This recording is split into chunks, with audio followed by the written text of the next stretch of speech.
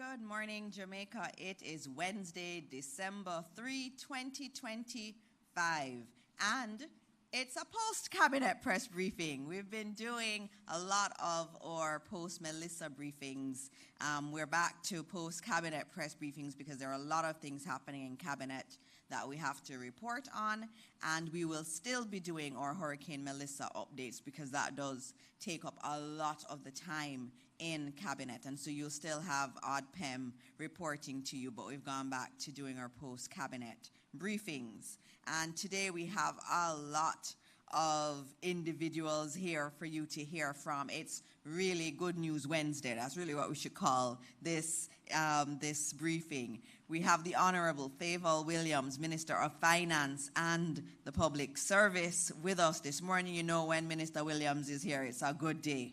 And there's some good things that we're going to hear, not just what was yesterday in Parliament, and she did such a fantastic job yesterday. We also have on way the Honourable Floyd Green, Minister of Agriculture, Fisheries and Mining. We have Senator the Honourable Aubin Hill, our Minister of Industry, Investment and Commerce.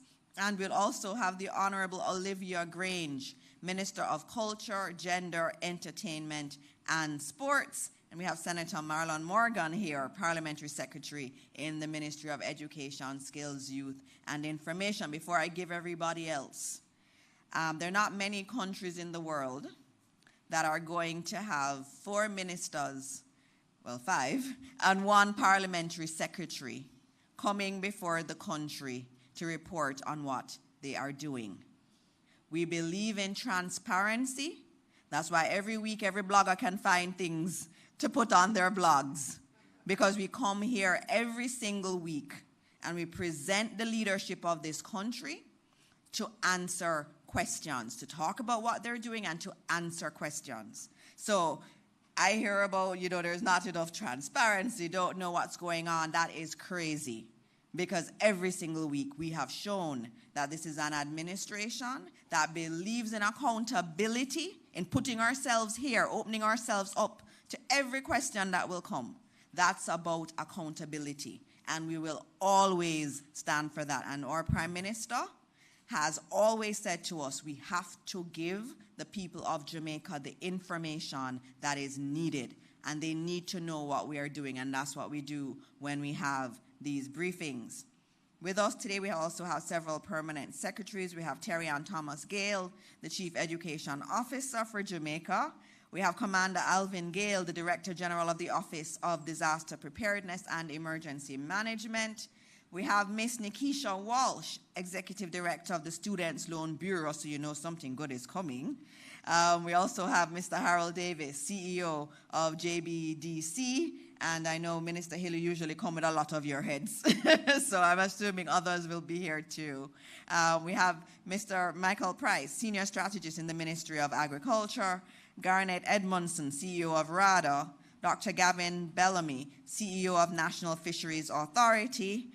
Again, that means there's a lot coming about agriculture too this morning. All the members of staff who are here from the various government entities. We also want to acknowledge Shauna K. Williams-Pinnock, Acting Dean of College, Micro University College, all the students who are here from the Micro University College, and other youth representatives. I know some of our members of the Youth Advisory Council are also here this morning. Members of the media, Jamaicans watching at home and abroad, good morning again to you all. And given the lineup we have and the lots of good news that we have, we're going to go straight into it. And we're going to start with our update from ODPEM, where Commander Alvin Gale will be telling you where we are in the process and giving you some key updates, and then we go into some cabinet decisions that have been taken. Welcome, Commander. Morning, Minister. Thank you. Morning, Ministers, PSAs, colleagues. Jamaica.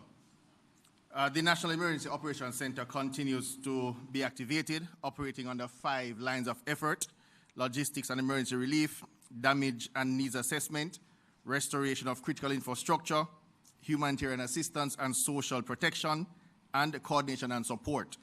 The coordinated machinery continues to direct national responses and early recovery operations.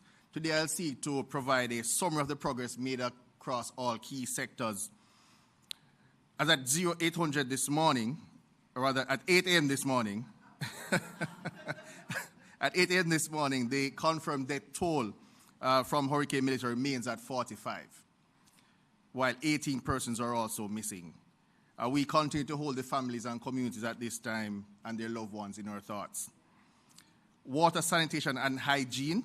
We continue to make advancement in restoring water supply across the western region of Jamaica and affected communities island-wide. Today, some 82% of NWC customers have been restored.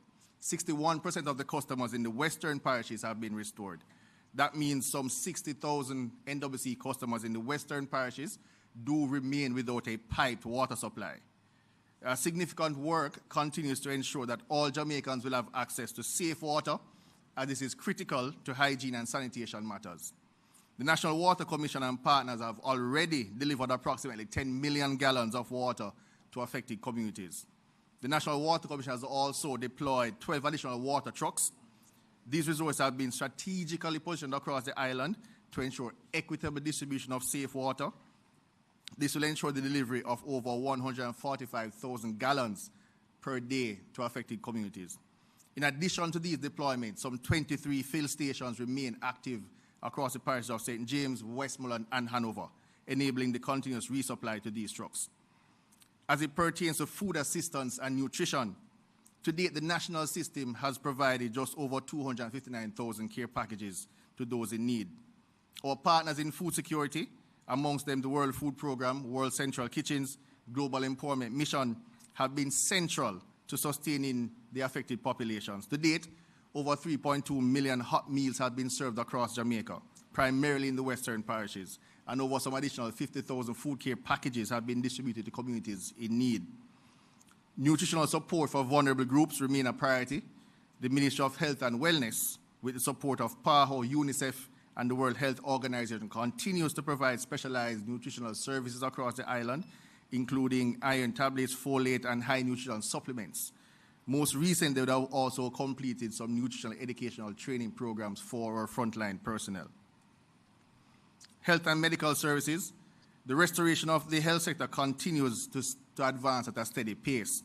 More than 50% of all healthcare centers across all parishes are operational. 24 hospitals are back in service, and some 325 health centers. Island-wide, 97% of our hospitals are back with JPS power. The Ministry of Health is also intensifying its public education messaging, primarily concerning infectious diseases, given the recent flooding and debris in particular areas. As it concerns shelter and humanitarian protection, across Jamaica, some 100 shelters remain active today, housing some 1,107 persons who continue to receive meals, hygiene supplies, psychological support, and medical assistance. Partners in this sector include the Social Development Cooperation, UNICEF, UNESCO, and the International Organization for Migration. They continue to strengthen our shelter management processes through assessments, training, and the activation of reporting systems across parishes. The Jamaica Constabulary Force continues to support us through its Community Safety and Security Branch as they continue welfare checks on these shelters, various communities across the island. During their welfare checks, the JSF has also distributed some 10,500 care packages, ensuring that communities most affected and those vulnerable households are taken care of. I will indicate as well that Jamaica's security environment remains stable throughout this period. Across the island, some 1.6 million buildings have been assessed by GeoAI. Of that number, we have now assessed 215,000 to have some level of damage. It is estimated that 156,000 of these buildings will have varying degrees of roof damage. The Ministry of Labour and Social Security, with strong sectoral support, has been able to date, complete some 31,000 damage assessments as we work to ensure all buildings are assessed and develop plans for immediate sheltering and the rebuilding. As it concerns logistics and supply chain operations, the logistic operation has been scaled significantly since the onset of the emergency. To date, just over 100 shipments representing more than 2,000 metric tons of relief supplies have entered Jamaica. These include food, hygiene products, medical supplies, shelter material, and other equipment. The national logistics system operated by the ODPEM continues to be strengthened with support from the JDF, the MLSS, the World Food Programme, and SEDEMA. There's also now just been rolled out our disaster management information system, which houses the inventory portal for the ODPEM. System development continues at pace. In terms of energy restoration, the Jamaica Public Service is now at some 80% of restoration, and the national work continues on the national grid. This is one of the fastest restoration rates we've seen given all disasters across multiple countries. Telecommunications, I will report that over 90% of post-Melissa traffic is back online through Digicel and Flow. They continue with their restorations. In terms of the education sector, I'll indicate now that some 73 schools continue to house shelteries. Processes are underway to have persons go back to their own safe shelter. The Ministry of Local Government and Community Development is driving that process, strongly supported by the ODPEM. Private sector engagement, significant private sector engagement has been brought in the Melissa recovery effort. Whilst we note the reopening of our ports to include cruise ship piers, restoration of ATMs and remittance outlets across the island remains a vital component in this restoration. I will indicate that just about 39% of Jamaicans receive remittances monthly. Thus far, in the parishes of St. Elizabeth, Westmoreland, St. James, these have seen above 50% restoration rates for ATMs and remittance companies. The parishes of Hanover is at 20% and Trelawny is at 47%. So we continue to support that multi-sectorial rollout pertinent to bringing back remittances and banking stations online. In closing, as we move deeper into the early recovery phase, our national response remains grounded in coordination, transparency, and partnership across government, civil society, international actors, and the Jamaican people. While significant progress has been made, ODPEM acknowledges that recovery is ongoing, and we remain committed to supporting every community, strengthening resilience, and restoring normalcy across the island of Jamaica quickly and as safely as possible. Thank you.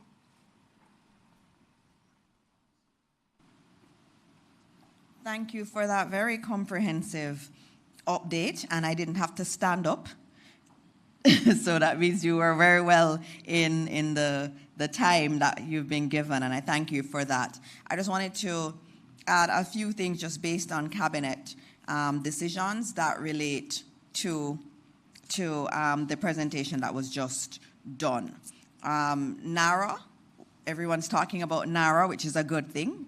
It's a very, very important innovation, and that's our National Reconstruction and Resilience Authority. Cabinet is still working through details of the NARA. Our government has always been one that is quite deliberate in everything that's done. We only have one shot at building back our country. One shot. And we have to do it properly. And so we're taking the time to ensure that the legal form that NARA takes is the right one for the purposes that we have. We're taking the time to ensure that the procurement framework is the right one that can spur action. Jamaicans can't wait 10 years for the rebuilding. We need to move quickly. But while we're trying to move quickly, we also have to do so with accountability embedded in it. And so we're taking the time to make sure that we have an entity that can move speedily and without all the red tape to rebuild Jamaica in a much more resilient manner, but at the same time still be accountable to the people of Jamaica. And so we're expecting to come back to you in a couple more weeks in terms of more details around NARA, but Cabinet is continuing to deliberate on that. Also, the Prime Minister has noted that within 2 weeks, could be as early as next week, you will have a framework within which to see everything that has come in, all donations that have come, and where they have gone. And I'm very interested in that because I've seen some preliminary data that shows that this notion of partisanship is actually very, very incorrect. It may be partisanship in the other direction. And so when that data comes, you will see exactly which communities, which constituencies got the majority of the aid. It will show you where everything went. And I'm looking forward to that because a lot of people want to know. And I want to know, and I've seen some of it. And so it's good for everyone to know where all of this went. And so we can stop the conversations around partisanship and we can speak about equity and how it has actually happened. So just putting that there, that we're looking forward to that, and we will come here and we will discuss it here.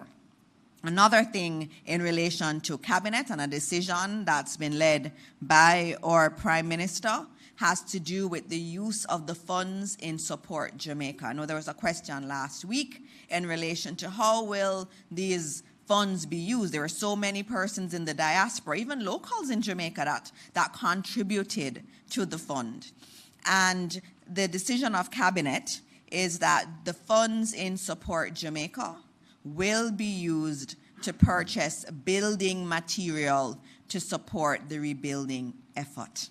Now that's important because you heard here also that we are going to be doing a lot of the assessments, and Ministry of Labor has already started doing assessments in the field. So they're going out, they're looking at which houses have been damaged, doing the geolocation, they're tagging them, and so we'll be able to know which houses have been damaged.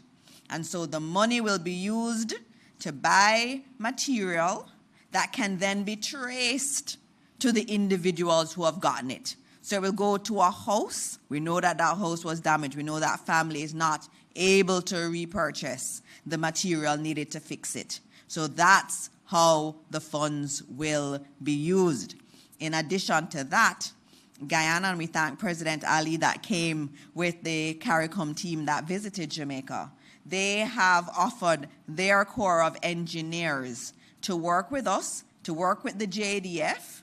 And so the JDF and the Guyanese team will be going out and fixing houses. They'll actually be rebuilding houses. But in order to rebuild the houses, they need material. And so we're using the Support Jamaica funds to buy the material to fix those houses. Now, only houses that have been assessed as having been damaged by the Ministry of Labor will be rebuilt. So remember, I spoke about accountability. Every step of the way, it's about accountability. And so last week, ODPEM couldn't give you an answer in terms of where the money will go because we're working through the right framework, because every Jamaican wants to know that that money is used appropriately. And so Cabinet decided on Monday at its Cabinet meeting that this would be how the funds would be used, and JDF and Guyana will be rebuilding houses, and we're very happy about that. Guyana has committed to rebuilding 200. The JDF can do an additional amount. The majority of those houses will be done in East Westmoreland. Yes, East Westmoreland. And the Member of Parliament has already been told this, and he is working to identify individuals. But as always, those individuals that are identified have to have been assessed as having seen damage. And so the Ministry of Labor team is working hard at that. And so those are some of the decisions coming out of Cabinet in relation to the Hurricane Melissa recovery efforts that are ongoing. Okay, now I go to something very exciting. I think that last one was exciting, the fact that the JDF and the Guyanese Corps of Engineers will be rebuilding houses for people who desperately need it built. But we also have some things that are very important, and today we're going to be hearing from Minister Williams, who has some exciting announcements, not just the ones from yesterday, but that too, but some really, really good announcement for young people. And I'm glad to have the students from the Michael University College here with us so that they can hear and go and tell the world what Minister Williams has to say. Minister Williams? Thank you so much. Good morning, everyone. Let me acknowledge our colleague ministers, Dana Dixon, Minister Hill, Minister Green, PSs, senators, Commander Gale from ODPEM, my own Nikisha Walsh, Executive Director of the Student Loan Bureau, and her team, media, students, ladies and gentlemen. I am overjoyed to be here this morning with the Student Loan Bureau. Nikisha Walsh and her team are here to join me in launching the Debt Reset. This was an initiative that we talked about and announced before election. It's one of our election commitments. And I am proud to say that despite Melissa, despite everything that has happened, we're here today to announce this debt reset and the new face of the Student Loan Bureau. And so I want to say this morning, the Student Loan Bureau is not your mother or your father's Student Loan Bureau. Yes, it's a new SLB, new offices, comfortable location, new information technology. Those days in which you could not get your loan balance and you had to think about getting in a taxi to go to student loan and try to get that, those days are over. Yes. And Nikisha is going to take 5 minutes to walk you through that. But I want to say over the years, the government of Jamaica, through the Student Loan Bureau, has introduced a range of policies designed to move barriers to tertiary education and make loan repayment more manageable for our students. These initiatives include reductions in interest rates, advanced benefits for beneficiaries, and the removal of the guarantor requirement for loan approval. Additionally, the extension of loan tenures has helped to lower monthly payments, giving our customers more disposable income. The targeted loan tenure now ranges between 15 and 20 years. It used to be way shorter in the old days. And you have the PAYS, you have the postgraduate product that's set at 10 years. The SLB's recent relocation and rebranding marks an important step in its transformation into a more modern, customer-centric institution. It reflects who the organization is today: innovative, resilient, and dedicated to meeting the evolving needs of the stakeholders. To date, SLB has assisted over 350,000 students, valued at approximately $65 billion. I am standing here today in the position that I have, and were it not for student loan, I would not be able to access tertiary education. And I want to say to our students out there, take a look at student loan. I have been into several of my communities in my constituency of St. Andrew Eastern, and students have come up to me seeking help for tertiary. And when I engage them and ask them about student loan, there is such a resistance and lack of knowledge. And I know the student loan is going to go out there and ensure that all our young people know about the benefits of student loan. In fact, they're going to ensure that they engage parents as well, because many times I've found it's the parents who are saying, no, my child is not going to take student loan. My daughter, my son is not going to take student loan. But I'm here to tell you that this is a way for you to finance tertiary education, and we're going to make the repayment of it as easy as possible. I know that many persons have called for us to look at repayment relative to the salaries that students are earning. That is the next door that we are going to open for students. And so this morning, I want to leave a little bit of time for, for our Executive Director to just walk through some of the main features of the system and to explain the debt reset. Yes.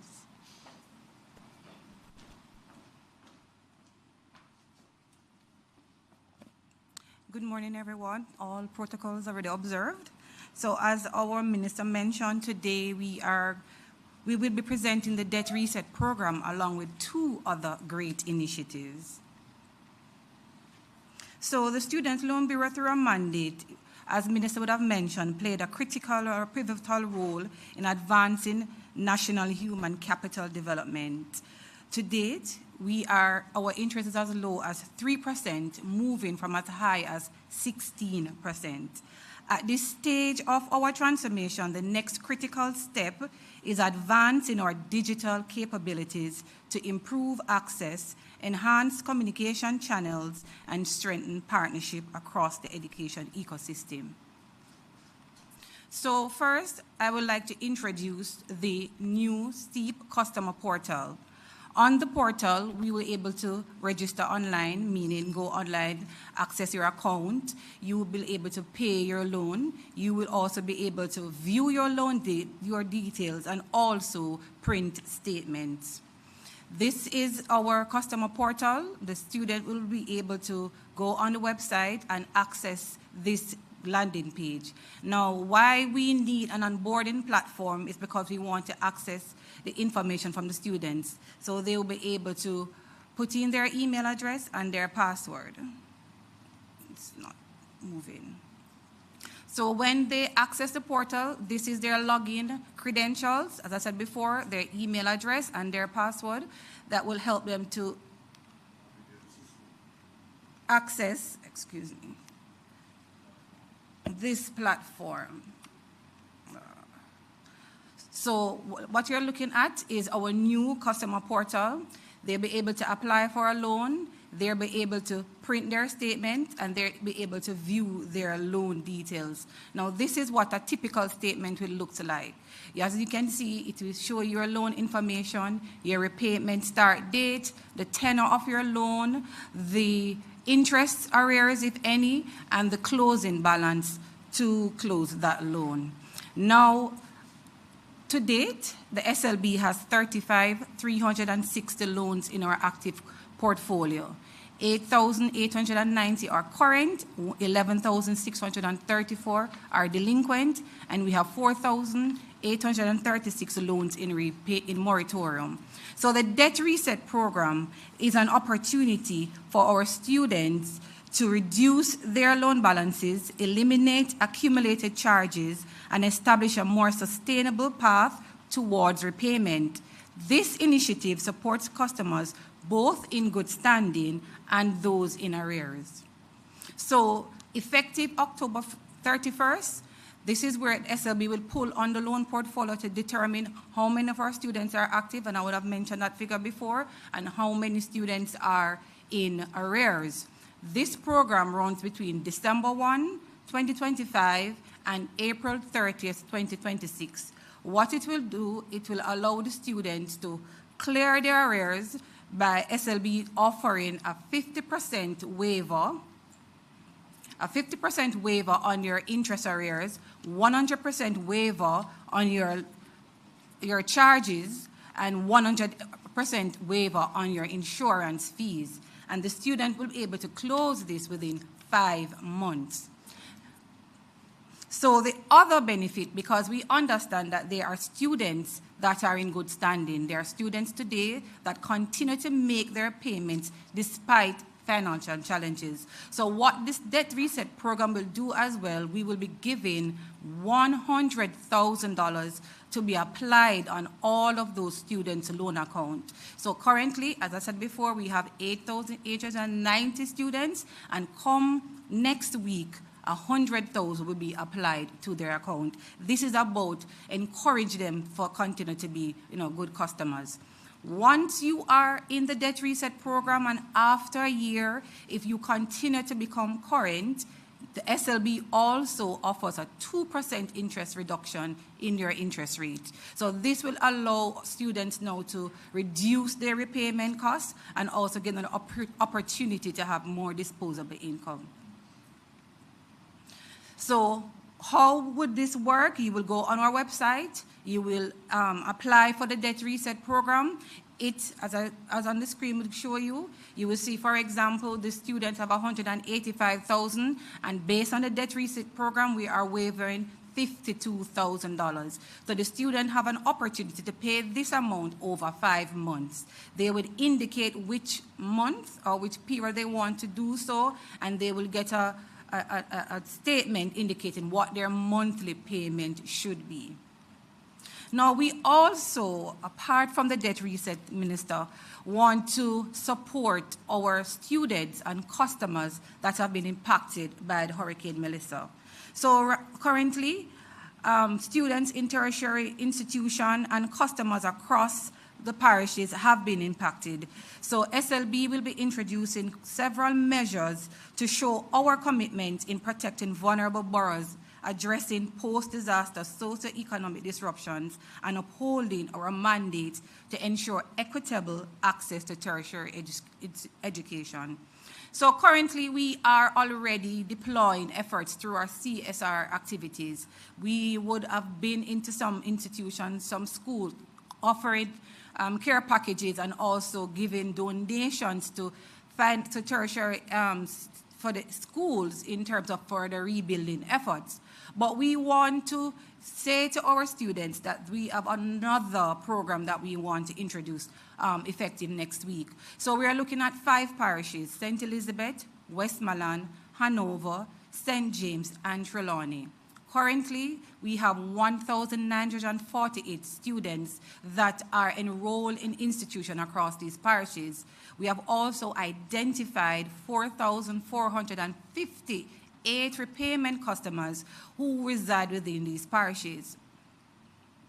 So what we are doing for the students that are in school, we are going to give them a $60,000 grant in aid to support their post-Melissa efforts. And for those who are in repayment, we are giving a 3-month deferment on their account from November 2025 to January 2026. Now the question is, what about those who are not in the 5 parishes? And they may be impacted. We already assessed that situation, and what we're doing, we're ascertaining funds from our account to ensure that beneficiaries outside of these parishes, we can support them. But this is to be done on a case-by-case basis. So if you do not fall into the 5 parishes, you can contact the SLB, and we will offer you one of those initiatives. So SLB remains bold. We are forward-looking, and we are committed to innovation, digital excellence, customer empowerment, and sound financial stewardship. Guided by our strategic pillars and aligned with national priorities, we will continue to expand access while securing long-term institutional stability. The SLB is now 54 years old. As we advance, we affirm our mission to empower Jamaicans through affordable and accessible tertiary financing, enabling a stronger future for our citizens and our country. The student loan remains relevant, and we are building bridges, and we are transforming dreams. We are encouraging our customers to take full advantage of the debt reset opportunity. Bringing your loan current and maintaining consistent payments enable us to continue supporting the next generation of students. As a nation, we believe in lifting up each other. When you repay, each one reach one. No one is left behind. Thank you, Minister.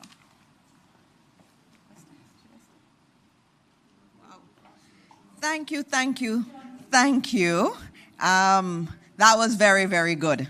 Minister Williams, congratulations to you, and congratulations to the SLB. And just noting, in our manifesto, it did put this in there. We had this in our manifesto, and it is being done.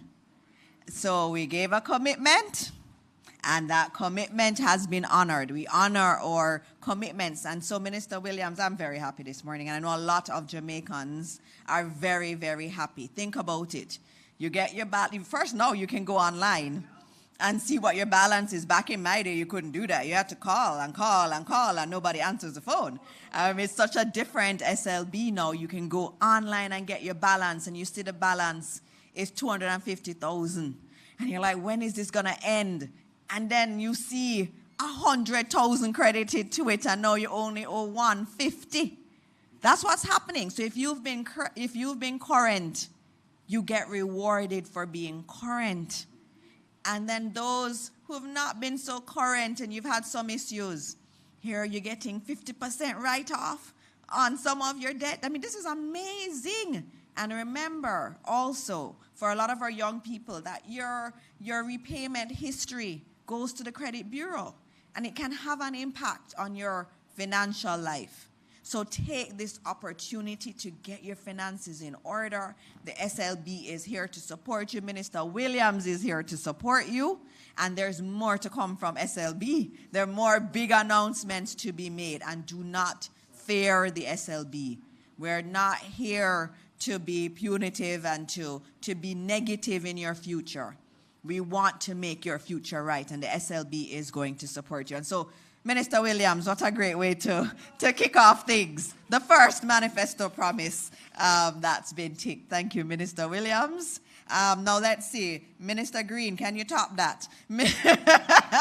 Minister Green, every time I see him as House leader, I just smile and I am just so happy. Minister Green is someone who I admire a lot, and he made me come into this world of politics because he's just such a wonderful human being, and seeing humans like him in it makes you feel like you can do it too. And so this morning, I'm so happy to have Minister Green here to talk about what's happening in his portfolio, and also I get to congratulate him in public for being the new leader of government business in the House. Good morning, Minister Green. Good morning, Minister Morris Dixon. Thank you. Thank you so much. Our colleague ministers, Minister Williams, Minister Hill, Commander Gale, our permanent secretaries who are here. We do have a team from the ministry, CTD Palmer, our CEO of RADA, Mr. Edmondson, our CEO of the National Fisheries Authority, Dr. Gavin Bellamy, and also Mr. Price, who is in charge of our Hurricane Melissa recovery efforts. Other special invited guest members of the media, just to say, before I get into my presentation, just to commend the team at the SLB and Minister Williams, I too would not have been able to do tertiary education were it not for the Student Loan Bureau. I am well, at that time I wasn't a proud recipient. And I genuinely wished that we had some of these initiatives during that time. I'm going to age myself now, but my time was a time of add-on balance. Let me tell you something. Anyway, let's talk about the most important people in our society, our farmers and fishers. We are 4 weeks post the most devastating blow to our agricultural sector.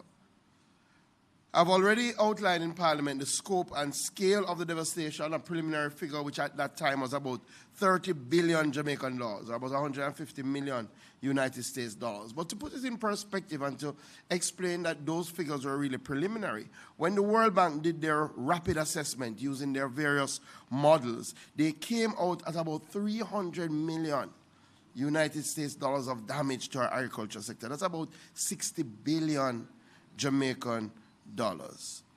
I visited vegetable farmers in Boghole in Clarendon and Mafuta in St. James, yam farmers in Litchfield in Trelawney, pineapple farmers in Pisgah in St. Elizabeth. I've personally seen what has happened in my own constituency with our melon, cantaloupe farmers, and also what has happened to scallion farmers in South Manchester. It is a most catastrophic event. Everywhere that I've been to, the devastation is like nothing we have ever seen. And most of these areas, you would understand, like Boghole, we have seen multiple rain-related events and disasters. But again, I have never seen nothing like this. However, in all my visits, in all those interactions, the resilience of the Jamaican farmer has really stood out. Farmers are planting again, reestablishing nurseries, repairing greenhouses, and getting themselves in a position to feed Jamaica again. We must feed Jamaica again.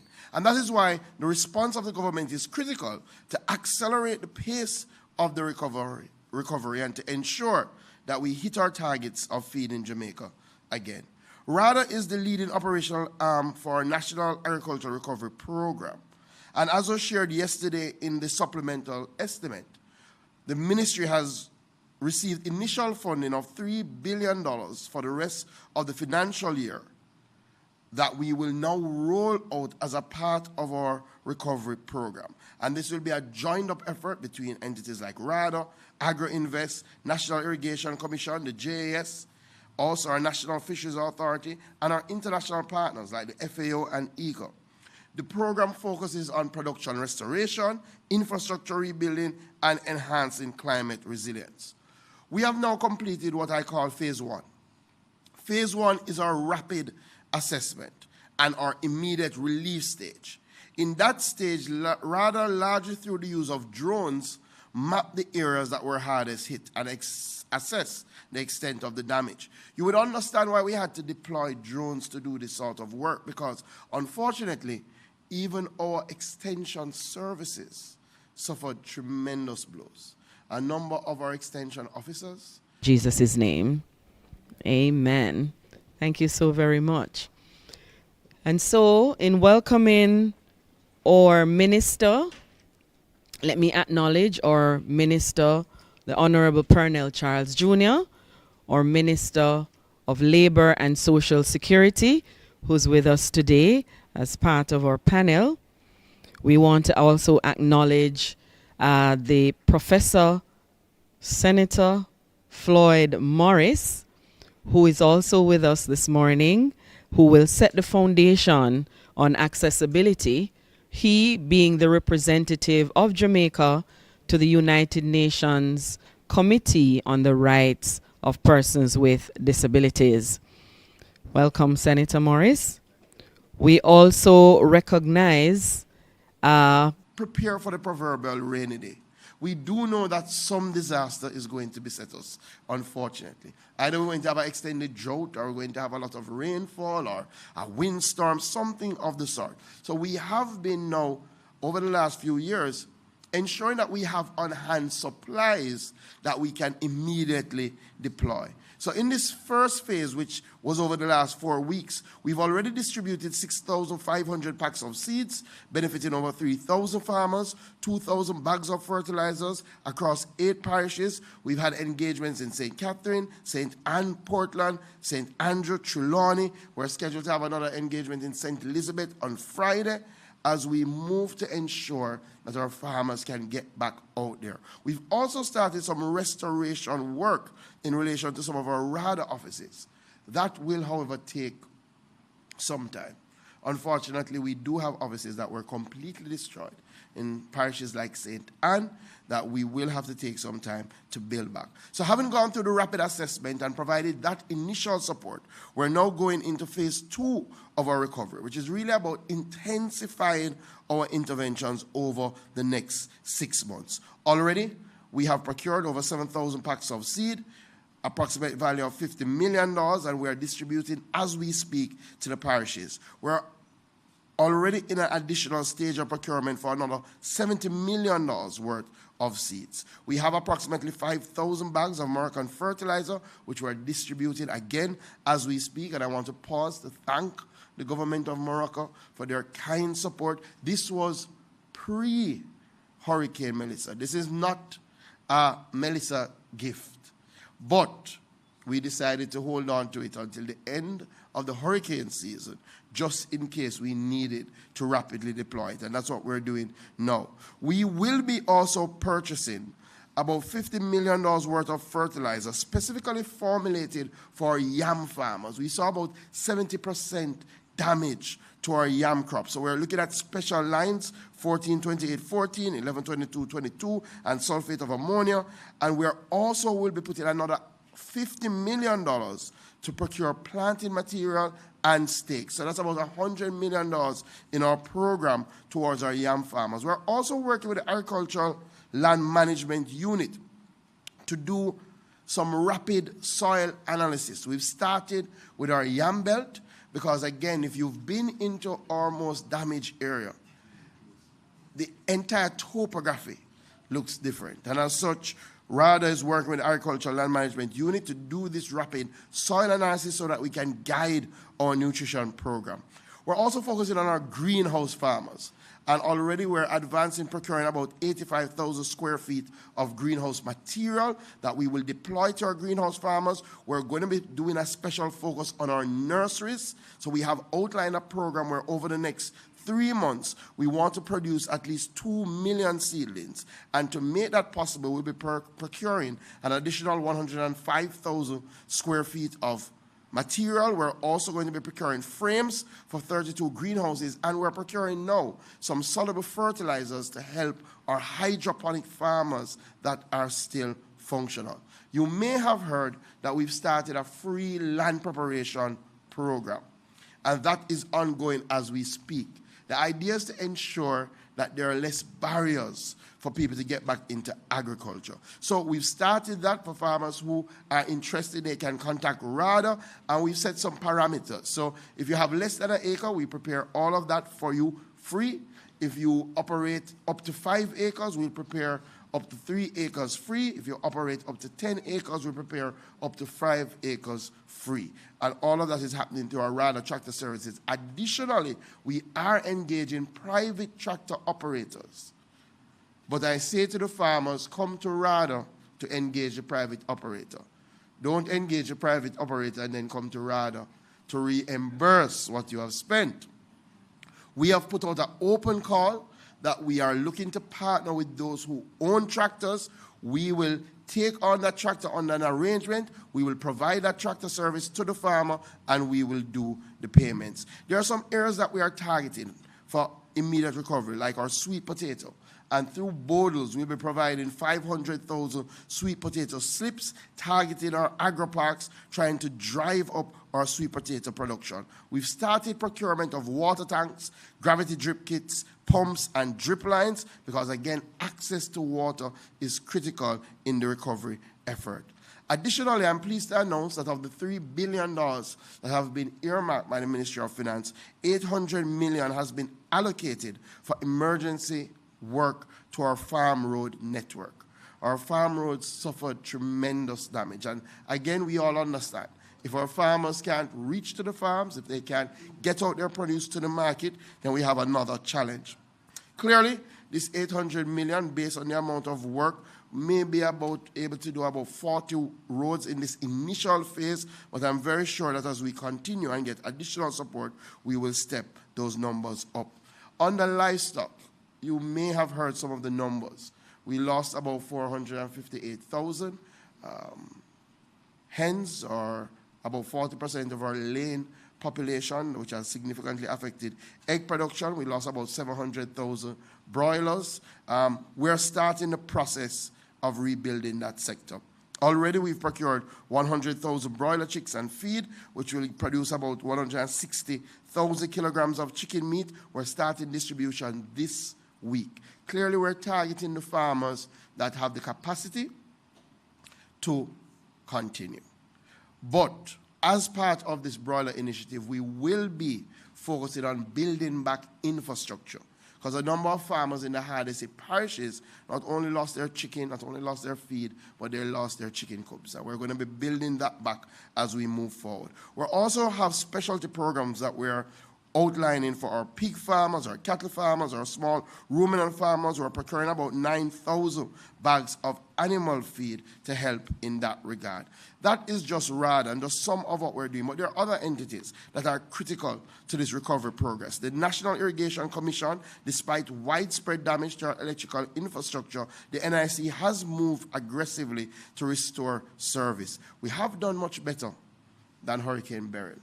And I think that is something that we should celebrate. Power has now been returned to 85% of our water production pumping stations, 37 out of 44. For 4 stations, including in St. Elizabeth and 1 in Trelawney, we have deployed diesel generators so that those stations can operate. It was one of the things we saw in Berry. It took us a long time to get the hardest hit areas back up and running. Already, we've used 4 generators, and in some of those areas, the NIC is pumping as we speak. In fact, today, 98% of the NIC customer base has water service restored. I think we should give the NIC a big round of applause for that. The NIC is also operating 12 water filling stations, and one of the things that we have been doing is to provide social water in some of the hardest hit areas. 2.3 million gallons of free water has been provided, supported 1,836 persons across 45 communities in Trelawney, Hanover, and St. Elizabeth. We're also focused on our canal cleaning. You can imagine that we have a lot of debris in our canals from Hurricane Melissa. 20% of the canal cleaning has already been completed, and we're moving on that restoration activity. The Agro-Invest Corporation and our agri-parks is going to be a critical part of our recovery, has started to engage our agri-park farmers. In fact, they had an engagement session with them last week, Tuesday, and they have officially launched a 1,000-acre boost recovery program, which is targeting the rapid return of key crops such as tomatoes, vegetables, melons, sweet potatoes, cassava, hot peppers. Farmers in Clarendon, St. Catherine, and St. Elizabeth are already engaged, with Portland, St. Thomas, and the corporate area being mobilized. Under our 1,000-acre Agri-Park Boost Recovery Program, we would accelerate land preparation, drain cleaning, road repairs, irrigation recovery, seedling supply, fertilizer distribution, and coordinated input support. We're also fast-tracking our matching grant scheme, where we're providing up to $750,000 to farmers for tools, irrigation supply, fencing, and planting material. Additionally, we are using private tractor services in our agri-parks with the target of preparing at least 50 acres per week. We're providing that at discounted rates of up to 62% to get our agri-park farmers back up and running. The JAS has also been on the road with the United Way team. In fact, the United Way launched a fund to support Hurricane Melissa recovery efforts, and I want to formally commend our champion athlete, world champion, Oblique Seville, who was the first donor to the fund, contributing $500,000 to the fund and starting the JS on the road to help with the United Way for the recovery. Our fisheries sector, again, tremendous blow. Over 3,000 boats that have been damaged. Almost all our fishing beaches on the south coast have been tremendously impacted. Almost all our fishers lost most of their fishing wire and their pots. And as such, we have already started our immediate relief. We've already distributed over 900 rolls of wire valued at $19 million to fishers across 20 beaches. We're now emergency procuring 2,000 rolls of wire, and we will start that distribution next week. We've purchased 10 2,500-gallon tanks to be positioned at some of our fishing beaches to help our fishers and also those who trade in fish to treat with post-harvest and personal hygiene. We think that's very, very important. We're also going to be embarking on a program to distribute ice to some of our fishing beaches so that our fishers can get up and running. You know, across these beaches, a number of our fuel stations still do not have electricity, and that's why we have dispatched generators so that they can operate, and generators have been dispatched to Alligator Pond and Great Bay, and those stations are now operating. The White House fuel station, we've done some cleaning work, and our electrical assessment is on the way to see how we can get it up and running. You may have heard that as fishers, if you lost your identification card and your license in Hurricane Melissa, reach out to us. We're going to replace those free of cost. We've also, for the hardest hit parishes, We've also put in a 6-month moratorium on license and ID fees. So our fishers in those areas don't have to worry about that. They can come in and do their renewals free of cost. We're distributing net and wire across St. Mary, St. Catherine, Kingston, and St. Andrew. Again, part of our drive is in the areas that were not as hit as hard, that they can get out quicker.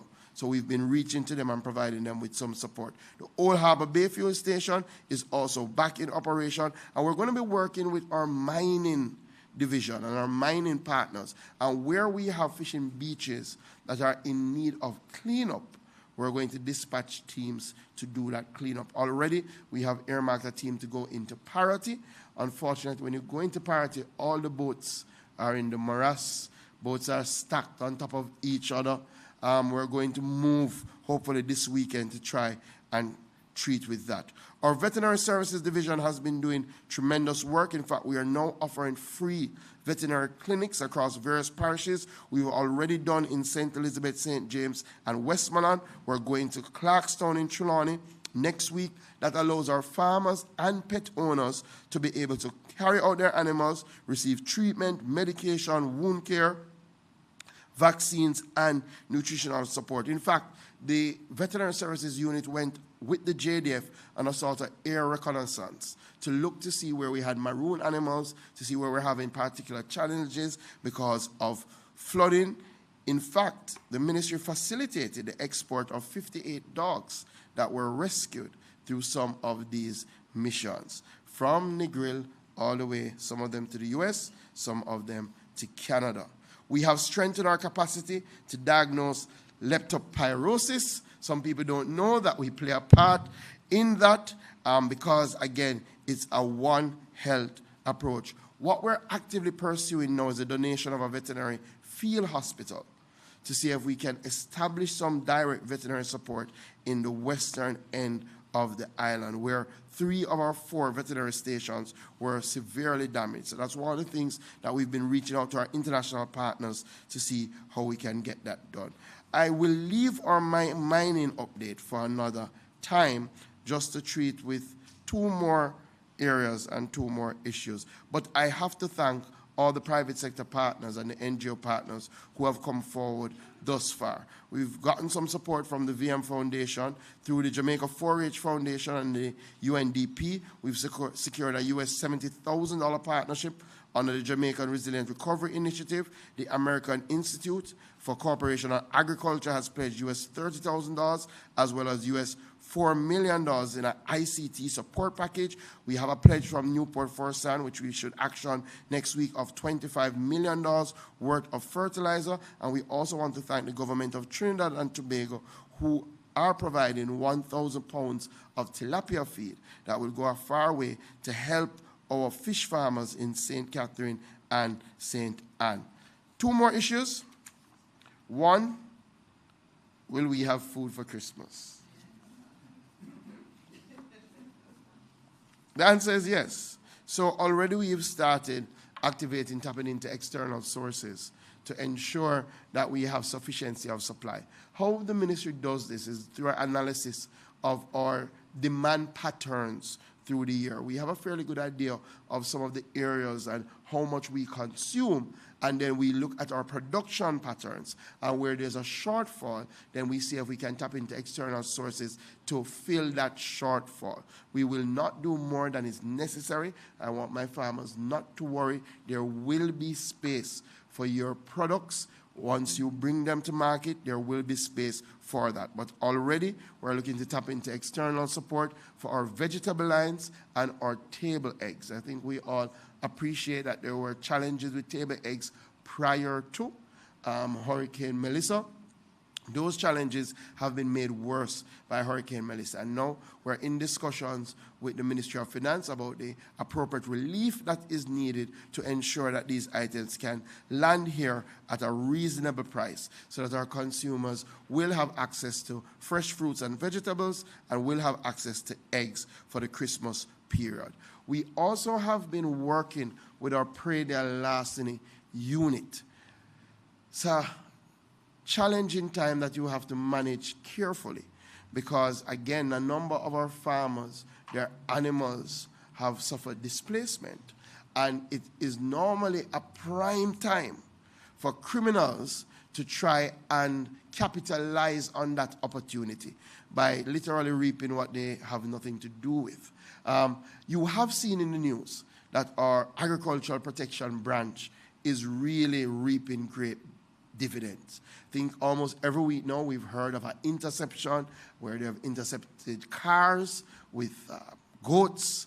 Unfortunately, one of those interceptions, when they did all the checks, one of the persons who was in that motor vehicle was a police officer, but it just shows that our agricultural protection branch is working, and they will continue to see how they can provide that level of protection during the Christmas years, because this is the time that we normally see an uptick in these prey-day larceny crimes. We know that there are some challenges in relation to our National Animal Identification and Traceability System. That is a system that we use for cattle to ensure that when the police stops somebody transporting cattle, they can easily identify whether this has been gotten through bona fide means. There is a requirement under law for all cattle to be tagged. Our farmers have reached out and our butchers have reached out to indicate that there are some challenges in relation to the capacity of the Veterinary Services Unit to tag the backlog. The truth is, this program started in 2015. We've tagged about 90,000 heads of cattle, but unfortunately, when there's no enforcement, sometimes there is no motivation for people to do what is required under the law. Nonetheless, we do know that displacement has been caused to our Veterinary Services Division because of Hurricane Melissa. So I want to say to our farmers and our butchers, we are looking at some solutions to ensure that we ease the sort of discomfort that is being caused by the enforcement exercise. And I will further update you by the end of this week after we've had a meeting with the police and with my veterinary services team to see what is the best approach. I can tell you that we've already deployed yesterday 8 interns from CASE to work with our veterinary services unit in the parishes that we have the greatest challenge, St. Elizabeth, Manchester, to see if we can ramp up tagging in those parishes so that everybody can have a Merry Christmas and so that those who seek to steal will not be able to do so. Thank you, everybody. Thank you. What a lot. I was going to stand up, but then I said, no, it's all very good information that we are getting, and I thank you, Minister, for all of those updates. I mean, it went from $750,000 grants for farmers to initiatives for fisher folk to work being done in terms of livestock because of all the loss, to even dogs migrating and prey-day larceny. Good for those dogs. Very good for them. No, but Minister, you're doing an excellent job. I need to have the tomatoes because you know I can't grow the tomatoes. I have tried multiple times. Maybe I can do the peppers better this time, but we need you to do your work so that we can have things for Christmas. And I'm glad you gave Jamaica that assurance that we will be good for Christmas. Up next, we have more exciting news. I mean, it's just a morning full of exciting things happening in government. Government has not stopped working, and here is another hard-working minister, Minister Hill. He has an awesome task, and I am very happy to have him here. He's wanted to come for a while, to come and tell all of Jamaica what is happening. He has the small business portfolio, and he is doing big, big things. And so, Minister Albin Hill, I'm happy to have you here this morning to come and tell Jamaica of the important work that you're doing with your ministry and agencies.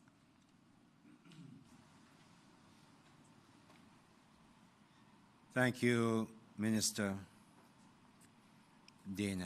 Minister Dana is how I like to call her in cabinet. I see my other colleagues here. Minister Grange, good to see you. Minister Green, Minister Williams, of course. And we all work very hard in cabinet to make sure this country stays good. I'm not in a suit this morning. You've seen me in enough suits. since the hurricane, really, I've practically, without renting a house in St. Elizabeth, Westmoreland, St. James, and elsewhere, I've been really living out in the country. My team members have really been living out there. We come back all kinds of midnights, sometimes from all over the place. Sometimes I remember one day we did not eat from we left here before 7 o'clock until well after 8 in the night. We just kept going. Permanent Secretary Sanse Bennett Temple is here with us this morning. Our team leads, headed in this instance by Dr. Cliff Riley, who is the head of the hazardous substances. You are the regulatory authority. So every time you go to a dentist, please look on the door and see if you see HSRA on it.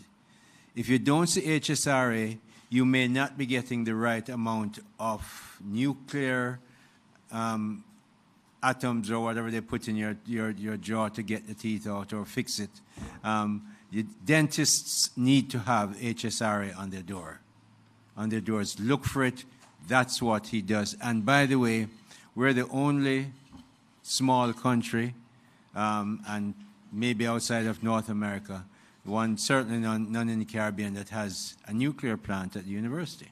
I've been there, seen it, and many of you might not know that, but Cliff is in charge of that.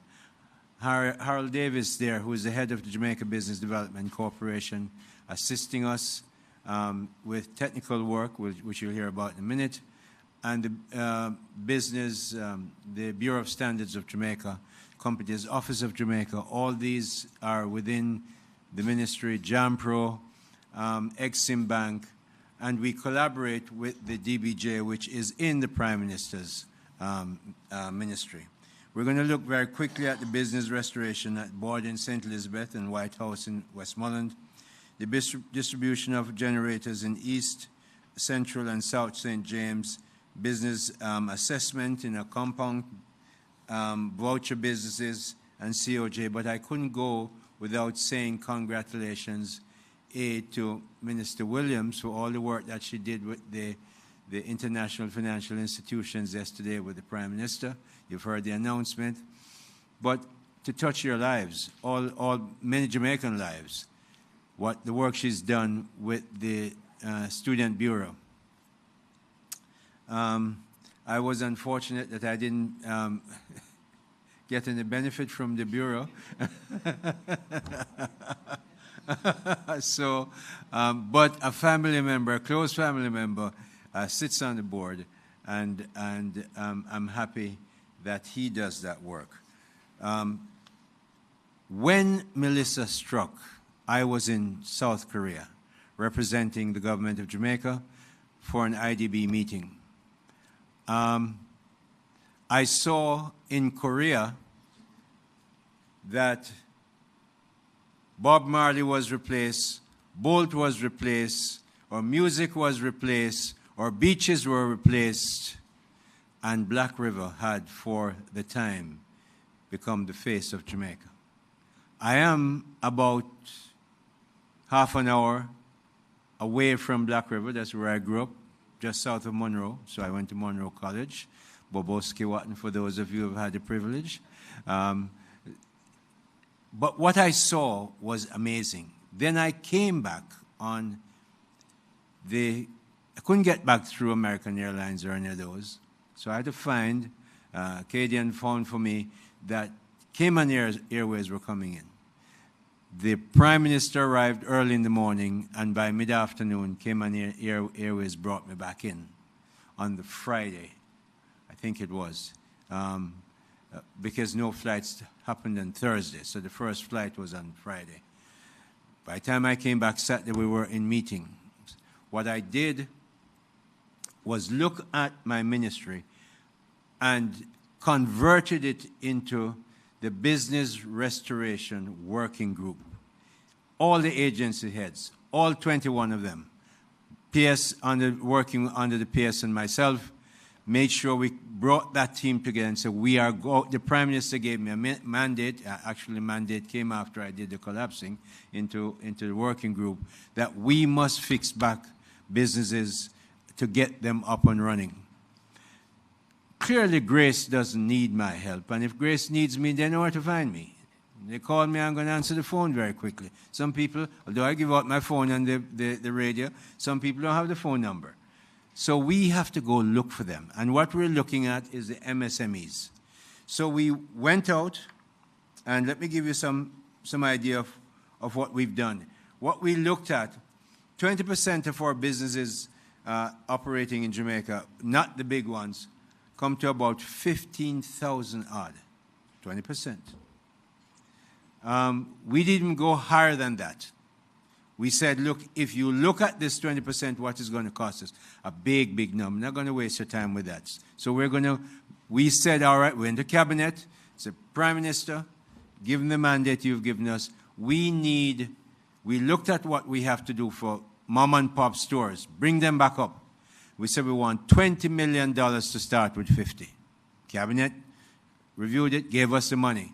Out we went. So we went down to Border. And Border is really a very easy name. It's right where one sign says Westmoreland and the other one says St. Elizabeth, right at the border. And Border is technically in Minister Green's constituency. So we found 44 shops there. Harry and myself, we went down with Dr. Riley and some others of our team. Harry brought his engineers. Subsequently, later on, we got engineers from BSJ for the generators. And we said, here is a cluster. There are 44 families, mainly women, but some men, who operate from there. Everybody knows it. There are 26 fishermen that supply them. There are any number of farmers that supply the food and the vegetables that go into the whole thing, and we took it on. They get a contractor, and Minister Morris Dixon, myself, and Minister Green, a couple others were at a dinner last night, and we were talking about the procurement process and what the procurement process does to getting things done. It's not made for emergency.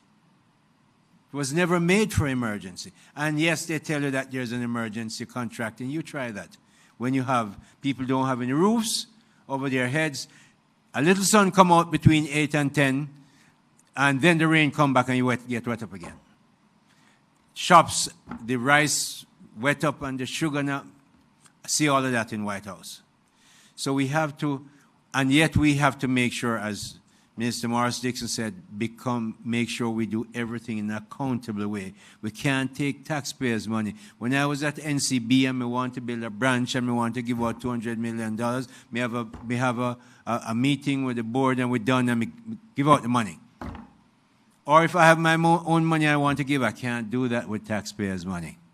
So we have to work with what we have until we change the rules. And I'm saying right here now, for a long time, I have been on the record, so like so many ministers and so many other people in government, that we have to change those rules. I mean, we know how that is. Cabinet makes those decisions and it goes to Parliament and so on. But the emergency of Melissa especially tells us that we have to do some work on that part of legislation. So we have all those numbers I tell you. We looked at over 600 businesses. About 262 were in Trelawney. We have another bunch of 285 in Hanover. We have 18 St. Elizabeth, about 30 or so in St. James. A lot of businesses, and these are where we have visited them. How do we get to visit them? We call the biggest contractors. The first meeting I had, in fact, was with distributors. All the big distributors. Grace, Caramed, Blasco, Wisinco, all of them. And we had 100 people in the meeting, the business community, and say, we're going to have to get the businesses back up. Why? Because we can't keep giving out care packages to people. First, after a while, they don't want it. Not that they want it, but they don't want it that way. they need to get their lives back up and running.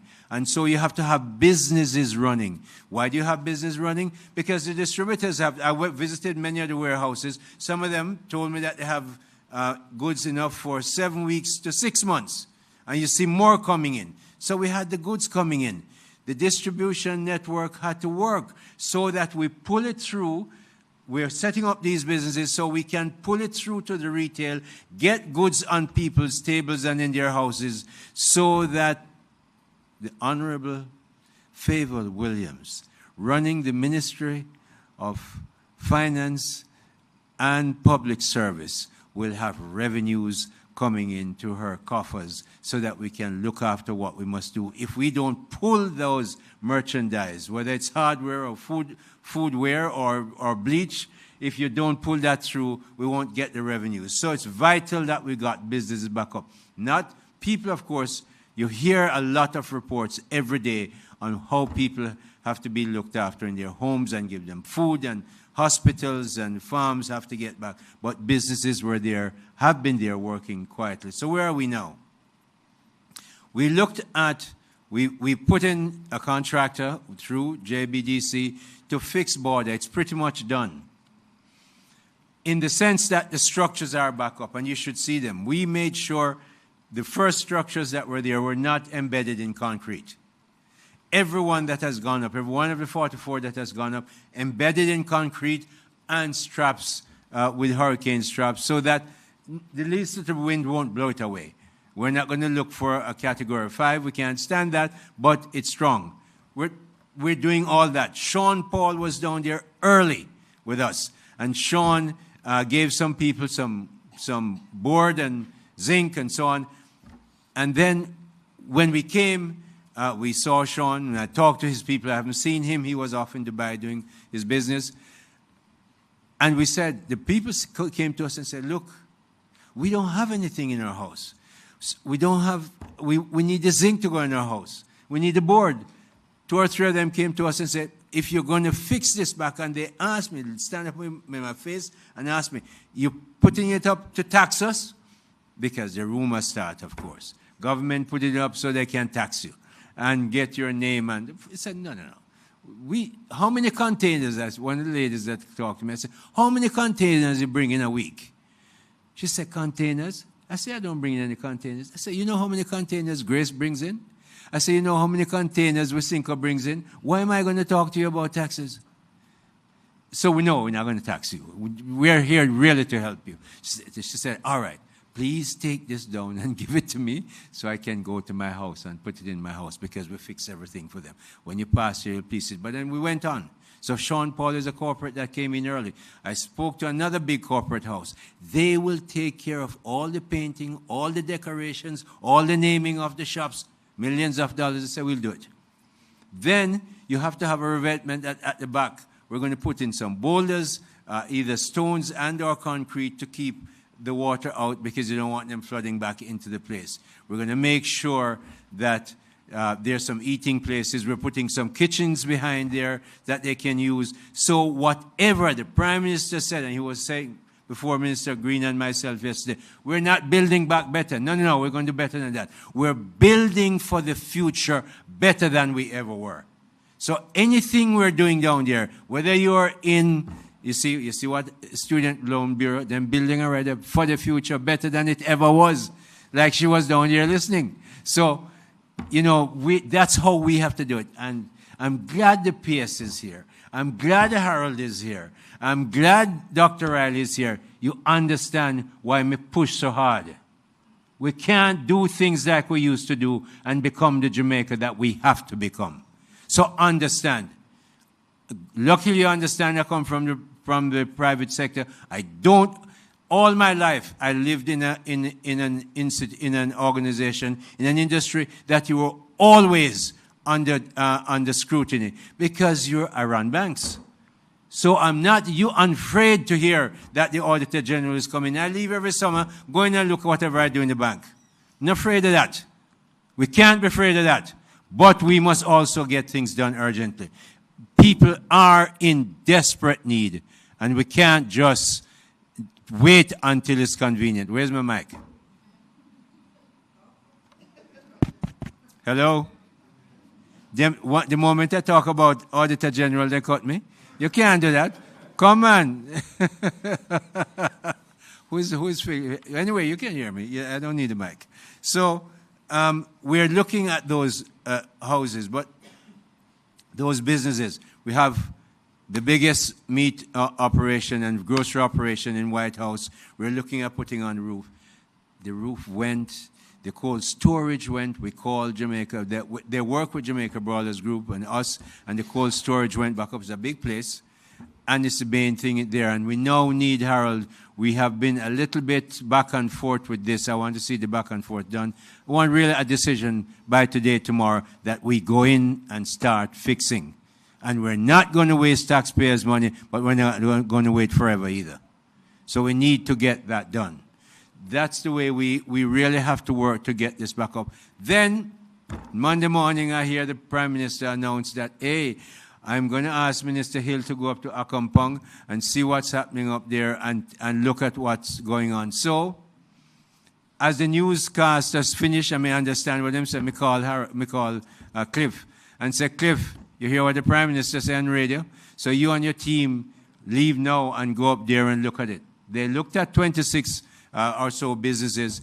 So by the time I get to Cabinet and the Prime Minister was giving us a briefing and how it went and so on, I said, my team is in Akampong right now.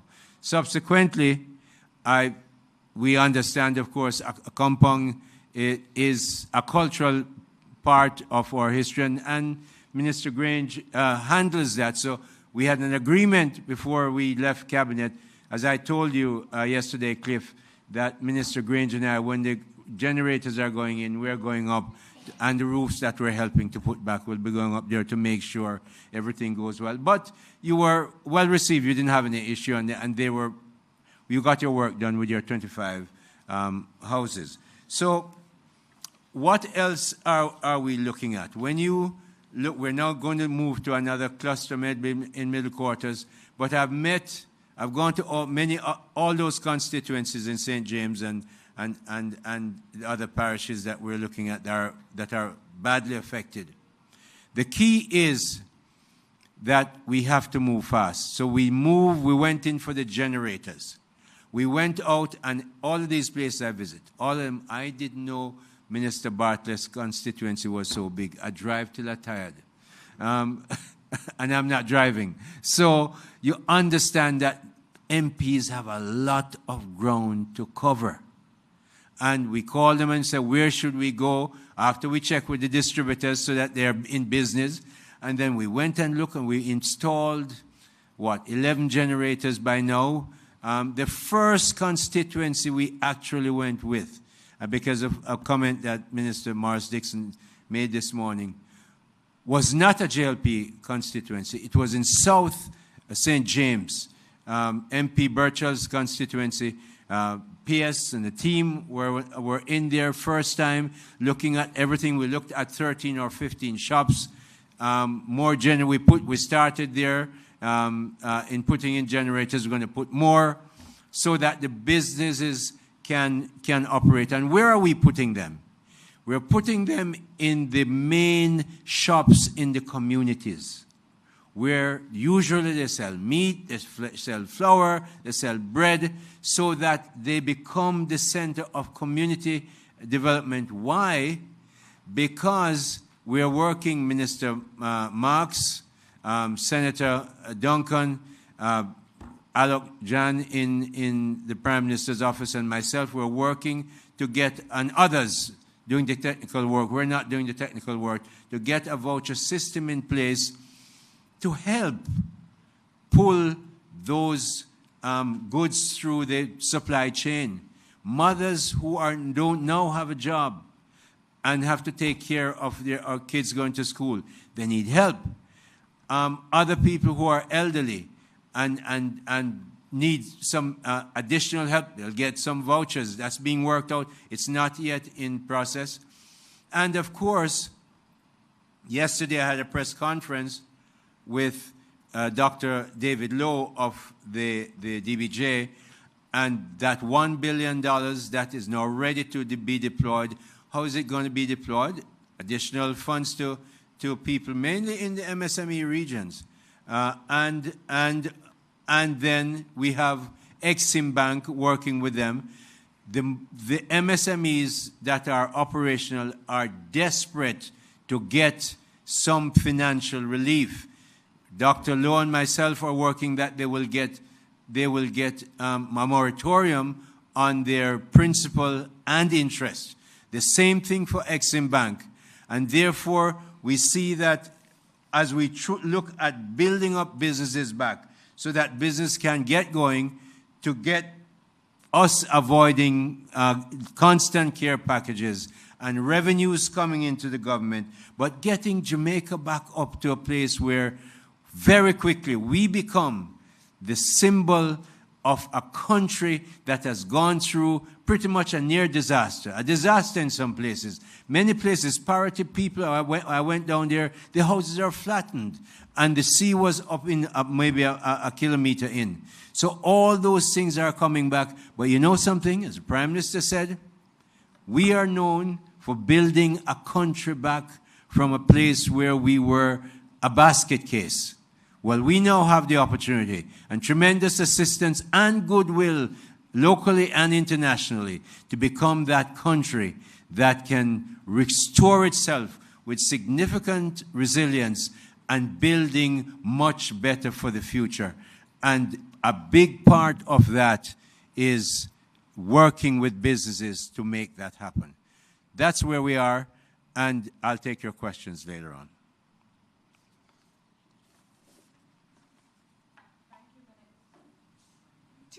Checking, mic. Not there, still not there. It's not just you, Minister. It's the entire mic system. Just waiting for the mic to come back. All right, good. Thank you very much, Minister Hill. Those updates are very big. It's very important. I want to see those shops too.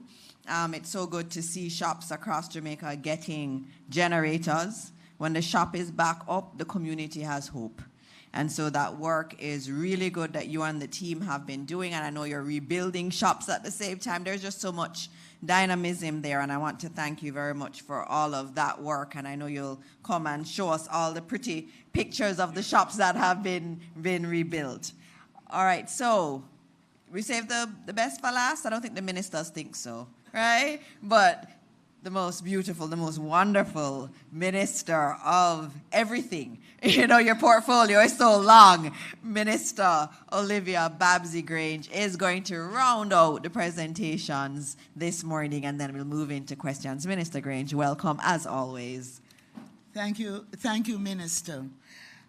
I just want to acknowledge my colleague ministers and all the ministry support team that's here.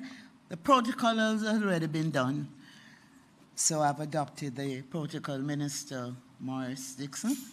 All right.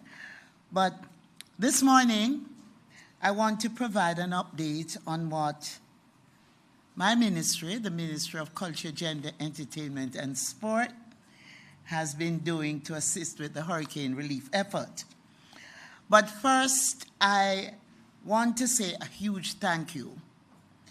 I want to thank the first responders, the emergency services team, the police, the soldiers, the firefighters, the medical teams, social workers, everyone who has been working around the clock to save, protect, and serve those in need.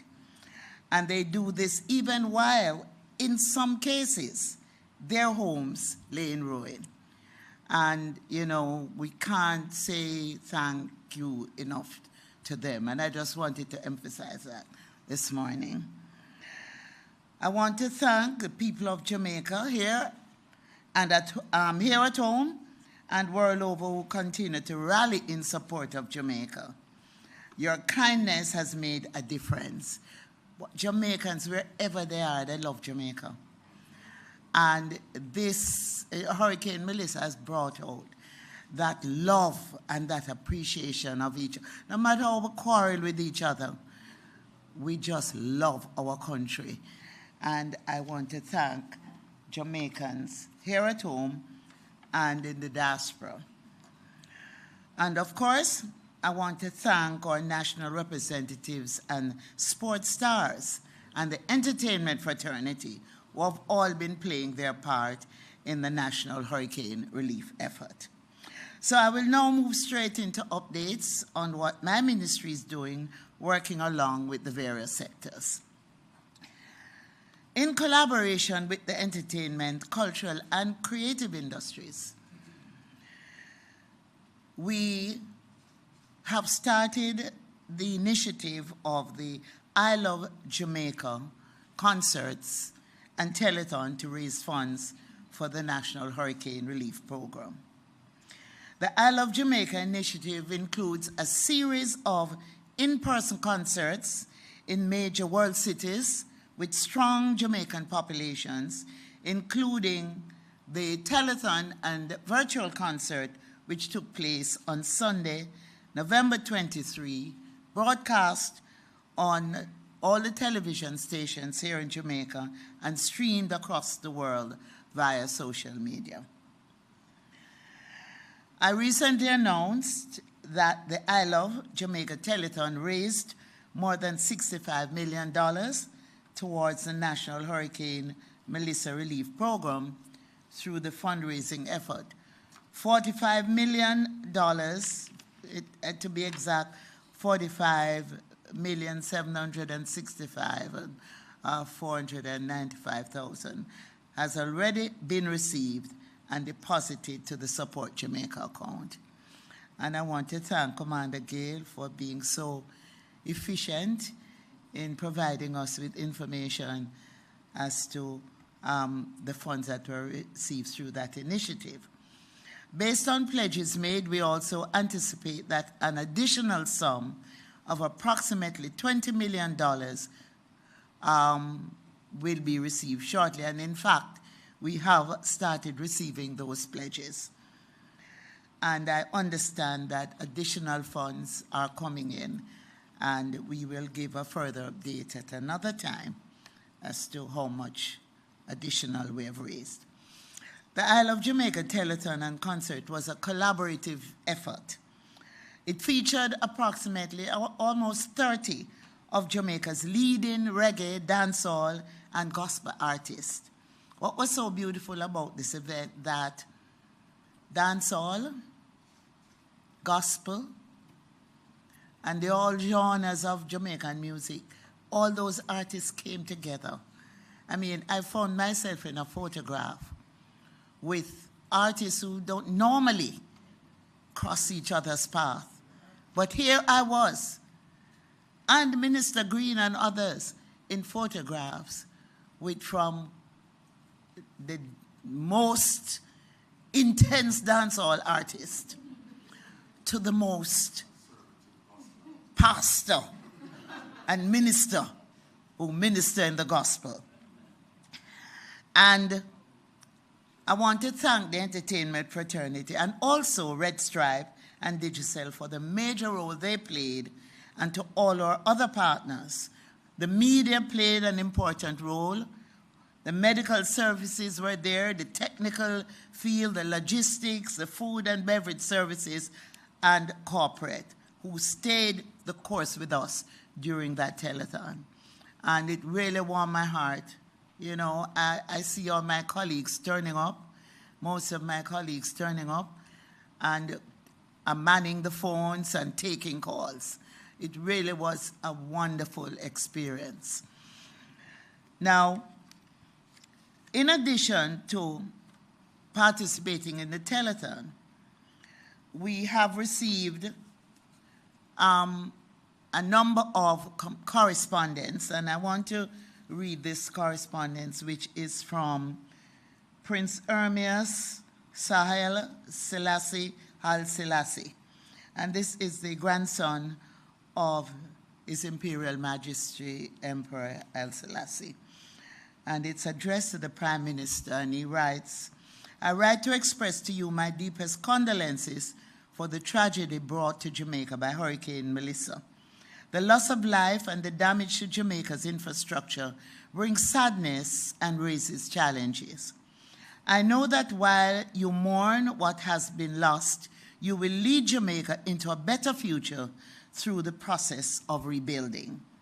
In light of the long-standing bonds of friendship between Jamaica and Ethiopia, I want to do everything in my power to help you in that process. To that end, I have authorized the Royal Ethiopian Trust, of which I am the patron, to make a $5,000 donation to your Office of Disaster Preparedness, which was sent by wire transfer a week ago. I've also made a series of statements in public and on social media asking my supporters to do everything in their power to help the people of Jamaica with donations of any kind. I'm ready to work with you and members of your government to help in any other way I can. My thoughts and prayers are with you. With warmest regards. And that's correspondence from Prince Hermes, the grandson of His Imperial Majesty Haile Selassie. I also want to indicate here that a number of Jamaicans in Hollywood, number of Jamaican actresses, producers and directors, and those who are just friends of Jamaica, they've also launched a campaign to raise funds towards our relief program. Those include comedian Orlando Jones, director-producer Benny Boom, John Buffalo Mailer, Dallas Jackson, among others.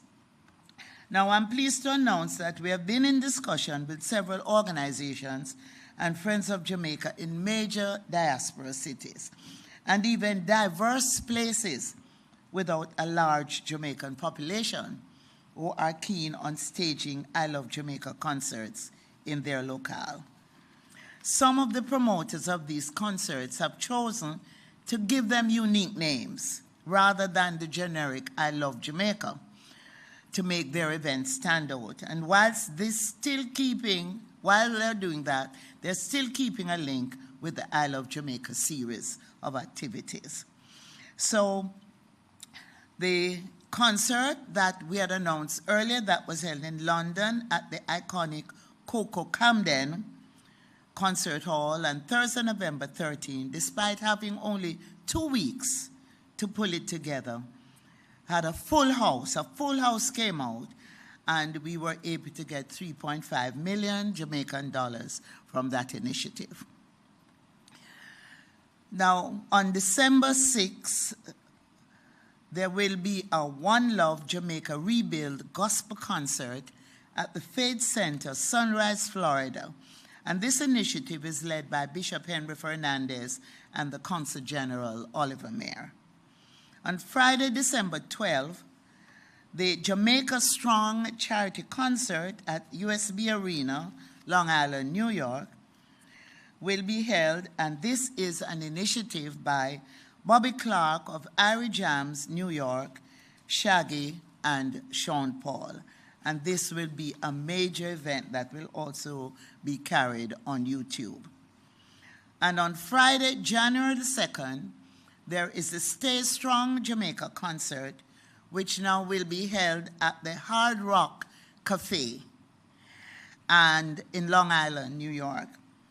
And this event will feature a number of our most outstanding performers, and those names will be announced at a later date. We're also in discussion to have concerts in Nairobi, Kenya, in Dubai, Qatar, and the UAE. But I will make further announcements on those. Moving on to the church, the religious matters, I want to thank the religious community and the faith-based community who have been providing comfort as well as spiritual, emotional, and other important support to our people in this trying time. In keeping with the responsibility that was given to my ministry to mobilize the religious and faith-based communities to support Jamaica's relief activities, I assembled the National Religious and Faith-Based Hurricane Task Force. And this task force is being coordinated by Dr. the Honorable Bishop Harold Blair. And he is supported and assisted by Bishop Bengucci.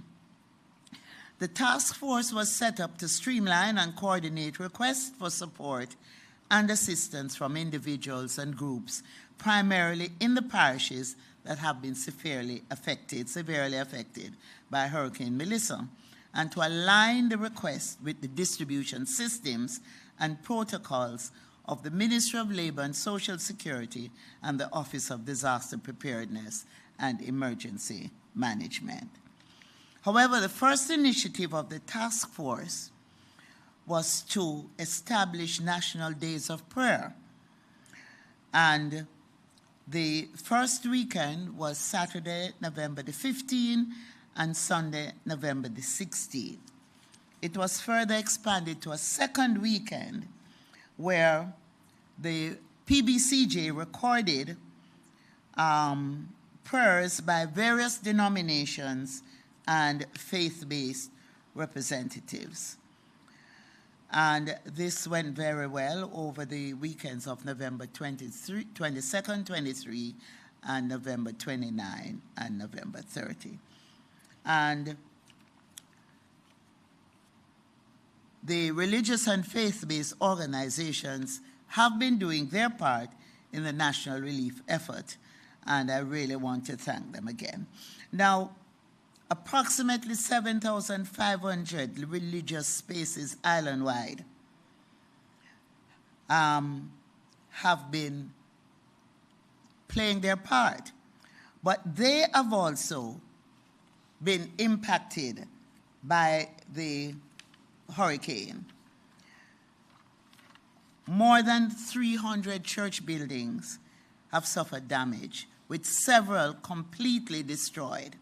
Nonetheless, in every parish, congregations have continued to serve faithfully. I will now move on to the National Registry of Volunteers, which was established. And I want to thank the many volunteers who have signed up to the National Registry and have been giving their time, skills, and putting every effort into this mission of love, care, and compassion. The portal allows, a portal which is set up on Support Jamaica website, allows volunteers to indicate their areas of interest, preferred volunteered locations, and availability. And volunteer registration was open to the public to support a wide range of recovery activities, including food distribution, shelter operations, first aid, medical assistance, transportation, driving, communication, coordination, administration, registration, counseling, psychosocial support, and meal preparation. As of November 24, 4,325 people have registered to assist across the multiple sectors depending on national needs and deployment planning. Their information has been compiled to facilitate targeted assignments as recovery operations progress. So far, volunteers have been provided upon request to the Ministry of Labor and Social Security, as well as to the Ministry of Education. I will, on another occasion, give an update on the area of culture, where we have started visiting cultural communities. You will all see that the Prime Minister led a team to a compound, and the visit there went very well. We will be visiting all the other Maroon communities, as well as communities established by the Rastafari mansions, as well as areas, as well as the revival churches. So that update will be provided at another time. I just want to indicate that my area of culture, gender, entertainment, and sport is sort of the areas that create that connection between people. And I have witnessed a spirit of unity. And I'm really happy to say that unity is alive and well in Jamaica. And I want to thank all those who have come on board to make sure that we are true to our motto, out of many, one people. Thank you so much.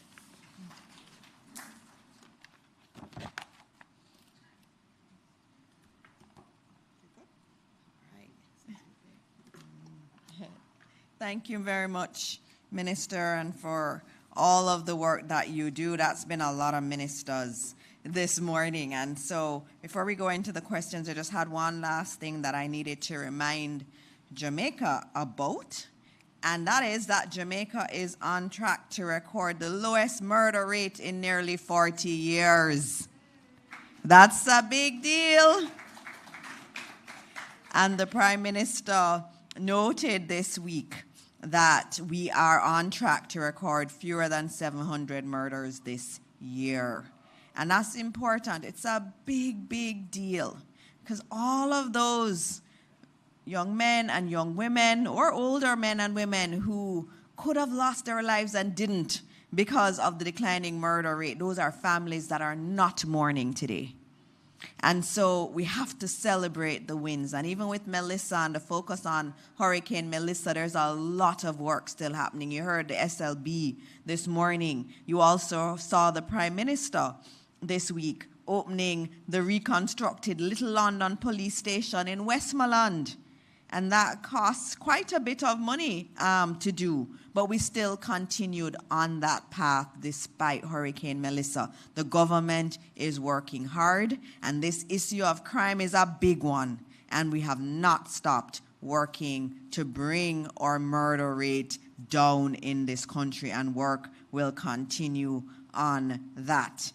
Today is also the International Day of Persons Living with Disabilities. And so we want to recognize that day today. I know many of our individuals from the deaf community said they want to hear these briefings. And so Tony was so wonderful to come and support us to ensure that all of these announcements that we're doing, they're accessible to those communities. And this administration is committed to continuing to work with all persons living with disabilities so they truly feel that they're a part of the entire decision-making process in this country. All right, so question time. Rasheen, I'm going to come to you first, and so that you can ask the questions from everyone. Okay, thank you. Good morning, everyone. We'll take the online questions first and then a few from the floor. Sure. The first one is for Commander Gale. How will the JDF help to rebuild houses damaged by Hurricane Melissa? All right, and just noting, if the mic goes out, everybody at home is still hearing us. So apparently, it's just us can't hear ourselves in here, but everybody at home hears us fine. Good morning. So the Jamaica Defense Force has a engineering regiment, which has within that a scope of builders, masons, plumbers, electricians, that can definitely assist in the process. What they have been doing thus far is, for example, with the Guyanese Defense Force engineering team that has already come to Jamaica, they have already gone out and done some assessments and prospecting. There are other military teams that will be visiting Jamaica, and the Jamaica Defense Force will be twinned with them, and then other teams of volunteers as required. Okay, thank you, Commander. The next question is for Miss Nikisha Walsh from SLB. When will the Student Loan Debt Reset Initiative start?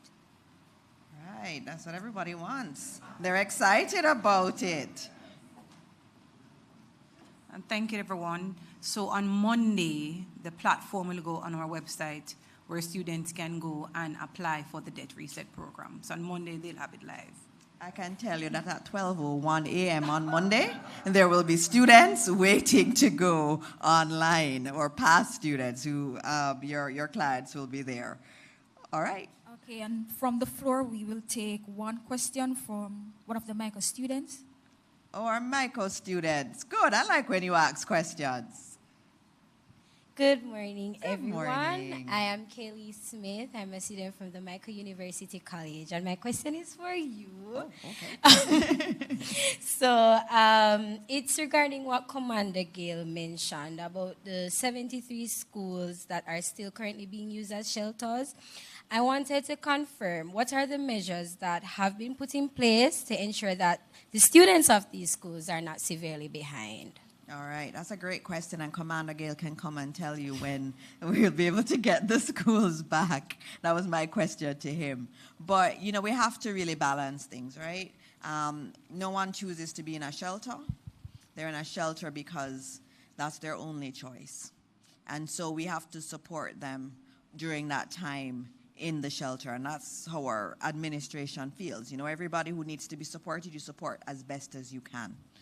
So the administration, the Prime Minister, about a week and a half ago, had given the directive that the shelter should be decommissioned. But in order for you to decommission a shelter, you have to have a place for those individuals to go. And so I know that ODPEM, working with the Ministry of Local Government and also with the Ministry of Labor, they're looking at alternative sites so those individuals can be there, but obviously key, be there with their sense of dignity. That's very important. But, of course, it has an impact on our students. It means that they can't be in school. And that's a big concern we have because we want to limit learning losses. And so we're working to support the initiatives to move those who are in shelters now. But when those students come back, we're going to have to do a lot of work, and the CEO is here, our Chief Education Officer is here, and she has a lot of plans for maths and English, and they send me all the plans, because we're going to have to do remediation work. When they come in, we have to do the psychosocial work because they've been traumatized, and they've been out of school, their natural environment, their routines. So they have to do a lot of psychosocial work, and then we're going to have to do work with them during their breaks. We're going to have to do everything we can. We're even looking at changing up timetables in those schools so that they can get the most key areas addressed and that you don't see any shortfall in maths and English. Those are very important. I don't know, what are you going to be teaching?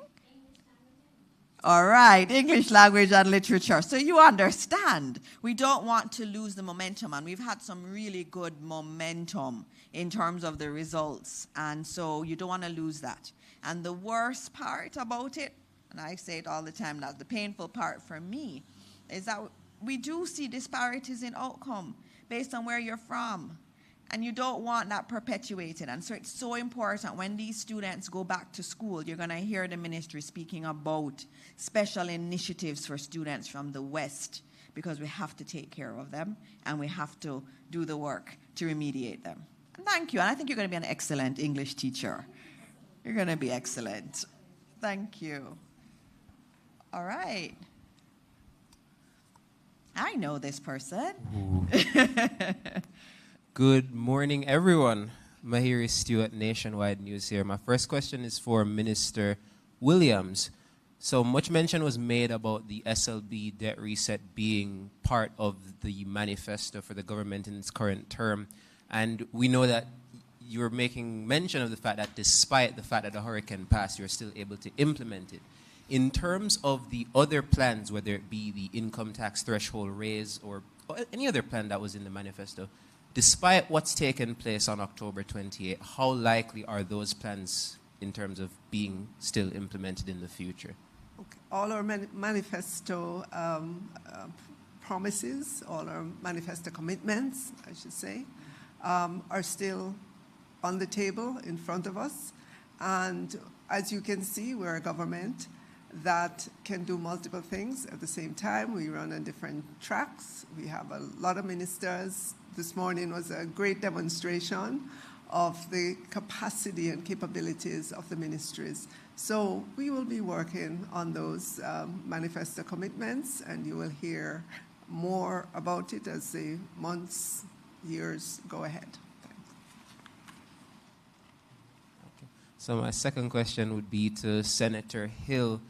In terms of You've made no secret of your issues with procurement and how much it, hampers your Over ministry. the years I have, yes. In terms of how much it's hampered your ministry rather, in carrying out things, especially now in the hurricane. If you had your way, what changes would you make to ensure that you could carry out these disaster relief efforts in a more efficient manner? One of the things, Mahir, I'm really happy for in my career is that I ran banks where I didn't have to give projections. If you're in a bank in the United States and you give your quarterly report, you have to say what you're going to do next and what you expect the next numbers to be. Because one of the things I tried not to do was ever to predict the future. I leave that for other people. But just if I could, I would love, I tell you why I think this way. As I read the procurement rules, and I chair the infrastructure committee of cabinet, so for a long time now, Minister Morris Dixon ran away from me because of Minister Williams's portfolio and procurement is under her. She's no longer on the committee, but Minister Green and myself are there regularly. It appears to me, and I wasn't there with the writers, that the procurement rules were made for a time when it seems as if everybody who wrote it, or the talking class and the intelligentsia, seemed to believe that everybody was a thief. It was written so that it was not so much to make sure you're compliant, that it says, but it was made sure that you couldn't do anything that might even cause somebody to think that you have been irregular. Well, in doing that, what you have done is made sure that initiatives can't be taken, and in fact, the people who are in government who really have their reputation, they've served a long time, and their pensions, very often linked to it, to that long service, is at risk if they appear to make one mistake. The news media carry them on the front page and they feel that the death has happened. Well, I've been there and I'm still alive. So I don't see it that way. But we know, and we cannot be capricious with taxpayers' money. We're not looking to not find value and have our friends and family steal the money. Some of them will do that. So you have to make sure you have a system that is correct. And my aim is to reduce the number of places it might go to. Since I've been there, we've taken out one level where in the ministry I have to have another committee to look at what was already approved by somebody else. It makes sense. So we need to look at the chain that we have to go through, see where compliance is really required, and then make it as easy to do that while being compliant as you can. And that is really for policymakers. The people who operate this in the ministry, they don't make policy. They operate by what the law is there. Harold can't go and change the rules. It's not his job at JBDC. He follows the rules. The PS can't change the rules. She follows the rules. But they can make recommendations, and they should be asked.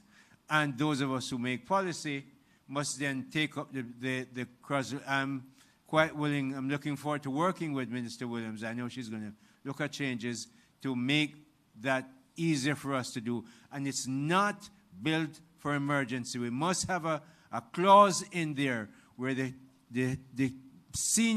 most senior decision-making body in the country, cabinet, can say, we've declared this a disaster. These are the rules that operate, and you must then go and get things done very quickly. All right, thank you. Oh, there's more? I do, yes. I think you're almost out of your quota. Come, go ahead. All right, this next one is for... He has 3, so this is your 3rd one. All right, so who do I give it to then? Lloyd? Minister Green. So my question to Minister Green would be, the opposition spokesperson on agriculture, that's Dr. Dayton Campbell, I asked him at a media briefing, I believe it was last week, what initiatives he would like to see based on what he's seen on the ground from the ministry, what he'd want the ministry to do. And one of the things that he brought up was land and making lands that the government owns available to farmers that may have lost things. Do you see this as something that the government can or should do? Yeah, it's something that even before Hurricane Melissa, we had put as a part of our manifesto commitment to ensure that we establish at least one agri-park per parish. What we have now, clearly there are parishes with agri-parks, some with multiple agri-parks, where land is made available by the government on concessionary terms oftentimes, and where we try to ensure that not just the land, but things like storage, road networks, irrigation systems are put in. What we've started the process of doing is identifying government land in the parishes that we don't have an agri-park to see if we could make that available and turn that into an agri-park. So that work is ongoing. That work hasn't stopped. So already we've identified some land in St. Anne that we're partnered with the Jamaica Bauxite Mining Limited and the Agro-Invest Corporation. We may have some land in St. James. So what we're doing, that's the approach, to look at where the government has land, right? Good agricultural land, to look at things like access to water, and to bring in the Agro-Invest Corporation to turn it into an agri-park where we can have persons who are interested in agriculture get lands from the government. So that is work in progress. Clearly, that takes a little time because, again, just saying this is the land here, you have to do a little bit more, but we're working on that. Thank you, Minister, and thank you, Mahiri. I see everybody keeping their quotas in mind. Zara, you're going to keep your quota in mind? I don't know what the quota is because, to be honest with you guys have had 6 presentations. Yeah, so let's do 3, and I know there are other questions. So we're going to do 3 first, and then we go for other questions, and I can come back to you. Okay, so just for the record, I do have questions for Minister Williams, ODPEM, and also you, Minister, and Sure. Minister Hill. All right, so Favour Williams, Minister Favour Williams, I would love to be able to ask you a couple of questions regarding your presentation yesterday and some of the allocations you spoke about, the 29.3 billion worth of allocations in the supplementary budget. The 26 billion roughly is what I calculated in terms of what you actually said in terms of allocations. So I was wondering about some of the other allocations as well for like education. When will we get those other numbers? I didn't get the supplementary estimates yesterday. I did lay in Parliament yesterday the full yellow book that speaks to the allocation for all ministries, departments, and agencies. I only highlighted in Parliament that in addition to the normal working of government, we've had to allocate $29.3 billion specifically for Hurricane Melissa response and relief. Right, but I think what I'm asking is the departments that you itemized, right? I didn't hear certain departments mentioned, and so those $29.3 billion worth of funds, I was just wondering, will we get more in the supplementary budget for Melissa specifically related to, because I didn't. When you say get more, dollars are just more information. More information regarding the different allocations for Melissa for the different ministries. Yes, that will be in there as well in the yellow book, which today is PAAC, so they will be pouring through the details of that book. Okay, also in terms of ODPEM's allocation, I didn't get it. I asked yesterday for it and I didn't get it. So I do have to ask this question. I asked it last week about ODPEM's allocation. And the reason I'm asking about the allocation for ODPEM is that when I look at the number of people in need, according to the ODPEM website, 626,000 people approximately.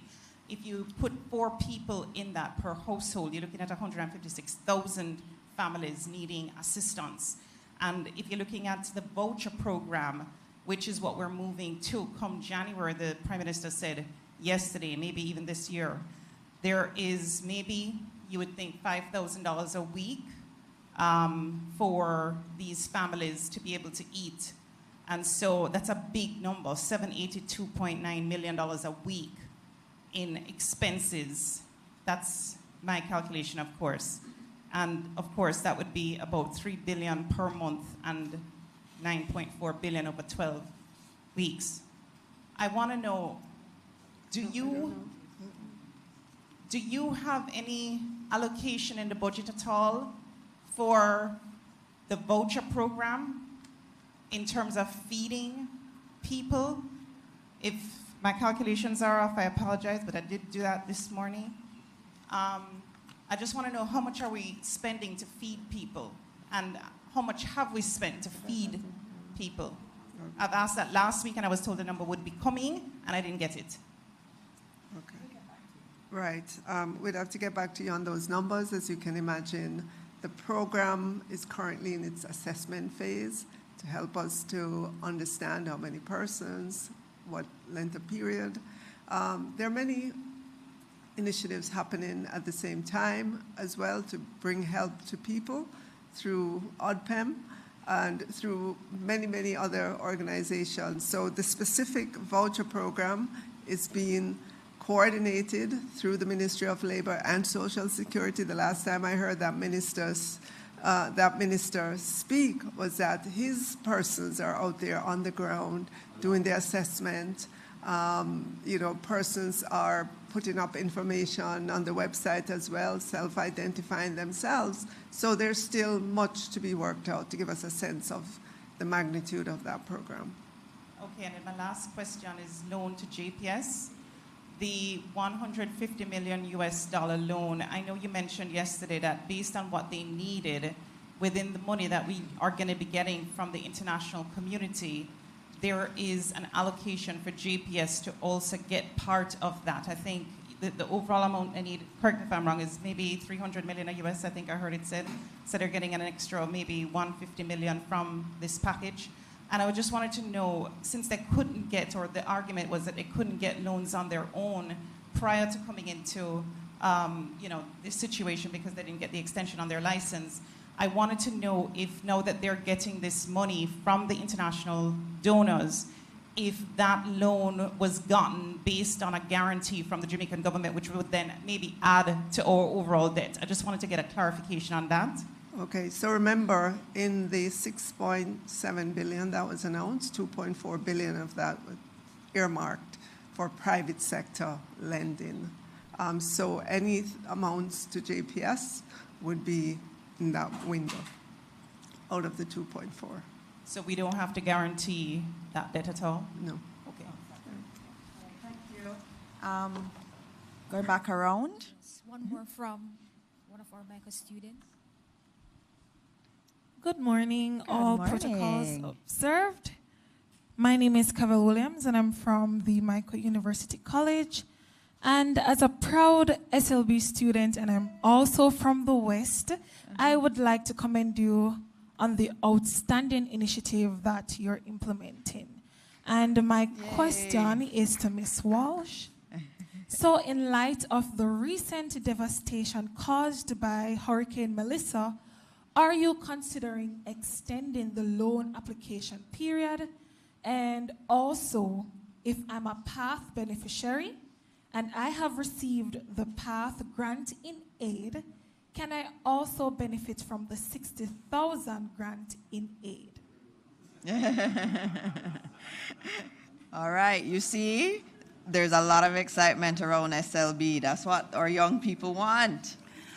All right, the SLB application period is open until February 2026. So we've already extended it for persons who are late to apply for their loan.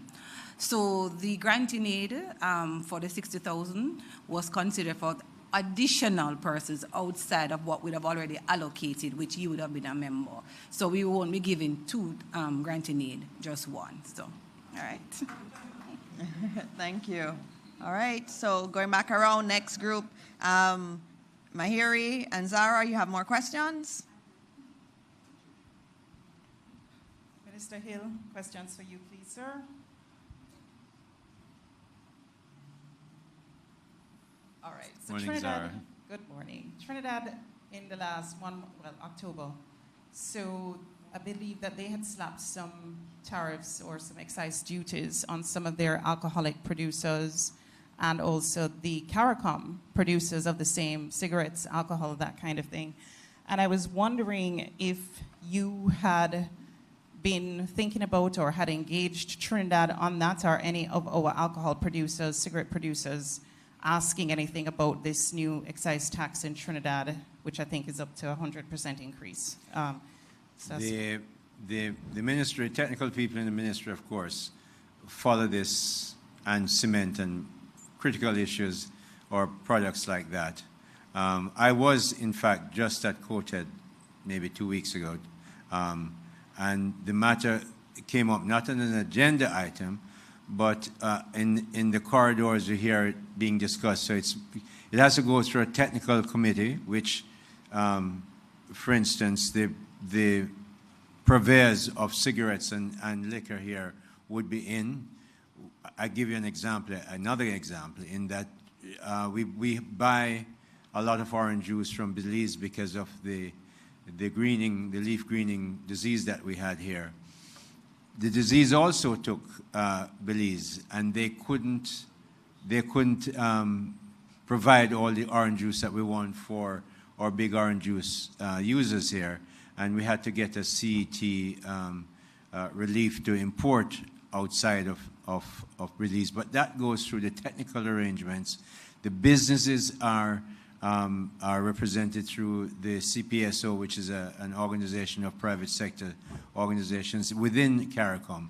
And so that process is going through. We watch everything, as we did, for instance, with the solar equipment that Barbados claimed that it was able to produce, but when we checked, they couldn't. So we're checking through. At the moment, there's no decision on it, but the businesses are engaged, and the ministry and the trade section of our ministry is reviewing it, and will then have the Ministry of Foreign Affairs, who usually represents Jamaica.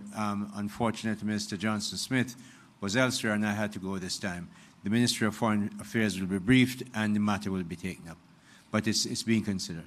Okay, and in terms of investments, are there any programs that currently the Ministry of Industry is coming up with to attract, let us say, overseas investors in Jamaica post-Melissa? Because obviously we're going to need some support. So instead of loans, maybe investments? Well, as you know, and under Prime Minister, Dr. the Most Honorable Andrew Holness, we operate as one government. Minister Floyd has his thing to do, but recently we met on a matter of mining. Yesterday, Prime Minister was able to announce a $43 million investment in, believe it or not, a brand new sugar plant in Jamaica. Work was going on. Minister Green has been dealing with them. I know Anil and the others who are, they're Guyanese Indians and I think maybe Trinidadian investors as well as Jamaican investors coming in. So that's happening. We believe from all the discussions I've had with the IDB and the other, we had the European Investment Bank here a couple of nights ago. We see that they're very, very, very keen to help Jamaica and have their investors come in. And I think the best evidence of that is that without, as I said, I'm from the banking arrangement, without asking for any loans, or international partners, because of the record that we have, the kind of economy that we run, the regulations that we have put forward this $6.7 billion, which is amazing. And so investors are looking in. And yes, to the direct question to the ministry, we're focusing on getting investors in mining, of course. Some of the investors we want, last night we talked to prospective officials from Britain about a mission that I had there. We have British investors interested in our agriculture. Now is the right time for it. We're going to push that. And the logistics hub is amazingly topical at this time. It takes time to get these investments. The sugar company one took about 2 years, Minister Green, from start to end, and their stop and goes. But yes, both of us, especially the Prime Minister's made it clear, agriculture must, tourism must, Ministry of Industry, Investment and Commerce, Logistics, and higher earning services from fintech are where we're focusing our efforts. Okay, and then for ADPEM, Minister Green? Oh, it was Minister Green you wanted, or still? ADPEM. ADPEM? Okay, ADPEM. ADPEM, the World Central Kitchen and World Food Program, and I guess us as taxpayers. Could you just describe for us the hot meal situation for the future? So have they given any indication as to when they will stop the hot meals? The two programs I just mentioned, and even us if we are doing hot meals. And then also in terms of also, if you have this, because I asked you last week, aid money that's been spent on food so far from APEM, if you have it.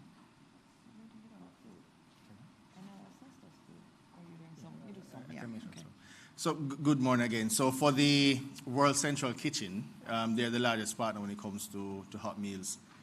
They have a lease on their facility until the end of December. They will communicate very shortly a stop date. As it is now, they have reduced cooking on Sundays as they move towards winding down their own operations. I have asked in my NEOC sectoral briefings for the food working group to look very keenly at how we may be able to continue some plans around that. Those plans are coming together. Once those have come together, I will brief up and seek some approvals around those matters. No, that's it for no, yeah. Or you don't have the aid money, the money that we've spent on aid, you don't have the amount as yet? I believe we spoke about how the aid money will be spent concerning the materials for the rebuilding process not too long ago in the earlier briefing. No, but I'm saying in terms of how much Jamaica has spent on food aid for our people. Okay, I don't have those figures on me right now, no. Okay, but you said that it would be coming. No, I thought you mentioned the donation money. That's what we spoke about at the last press briefing. All right. Okay, so we'll get that. We'll get that info. All right. Anybody else? Okay. Mahiri. Last question to Minister Grange. This came to my mind while I was sitting down. We've seen a lot of buildings, historical buildings made out of old bricks and old material that have gone down because of the passage of the hurricane. And obviously this means that that material wasn't enough to withstand that level of wind and rain. So my question is, in terms of rebuilding historic sites that were damaged by Hurricane Melissa, is it that we're going to forego using those old materials in favor of new ones to ensure that those historic buildings stay up? Or will there be some kind of implementation of that old material to keep that historicness into the old buildings, if that makes sense? All right, so the historic buildings, how are we going to be rebuilding those? What's the plan?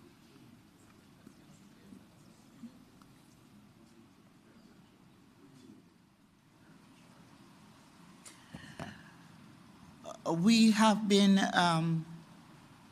with the support of UNESCO, we have been doing the study and looking at all the sites across the parishes and what impact the hurricane had on those sites. There are some sites, what we are doing, we're retrieving the artifacts. There are other sites that we are exploring how we can get funding, international support to restore or to restore what we can, what elements we can of those structures and see how we can do the adaptive kind of design to preserve elements of the culture. What I can say, we have had 3 workshops so far with experts have already come to the island and met with persons within the sector and upgrade their skills. So the next briefing, not next week, but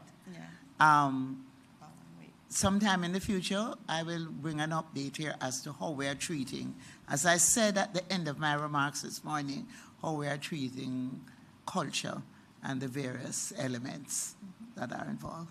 All right. Thank you. Thank you, and thank you all. And, oh, yes, you're here in your purple with your purple ribbons. Tell us about that.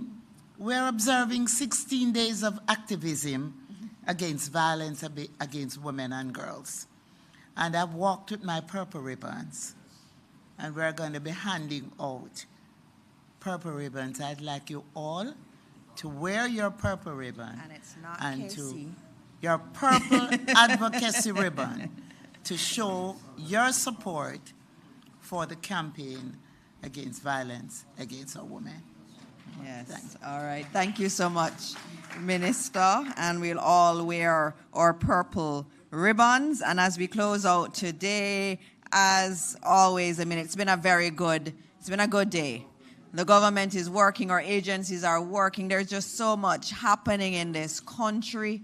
We've gone through a devastating Category 5 hurricane, but we're still standing and we're still resilient, and we are going to build back even better than before. And we're going to continue doing this. We're going to continue being open to easy questions, hard questions. We're going to be taking them. Every time we do these briefings, we take all the questions that there are, and we answer as best as we can. And as we close, remember all those who are still really, really struggling after Hurricane Melissa. As you heard today, there's a lot of work happening. Government, private sector, donors are doing so many things, but there's still many who are suffering. And we keep all of them in our thoughts and in our prayers, because we know that every Jamaican matters. Every single Jamaican matters. And so if some are hurting, all of us are really hurting.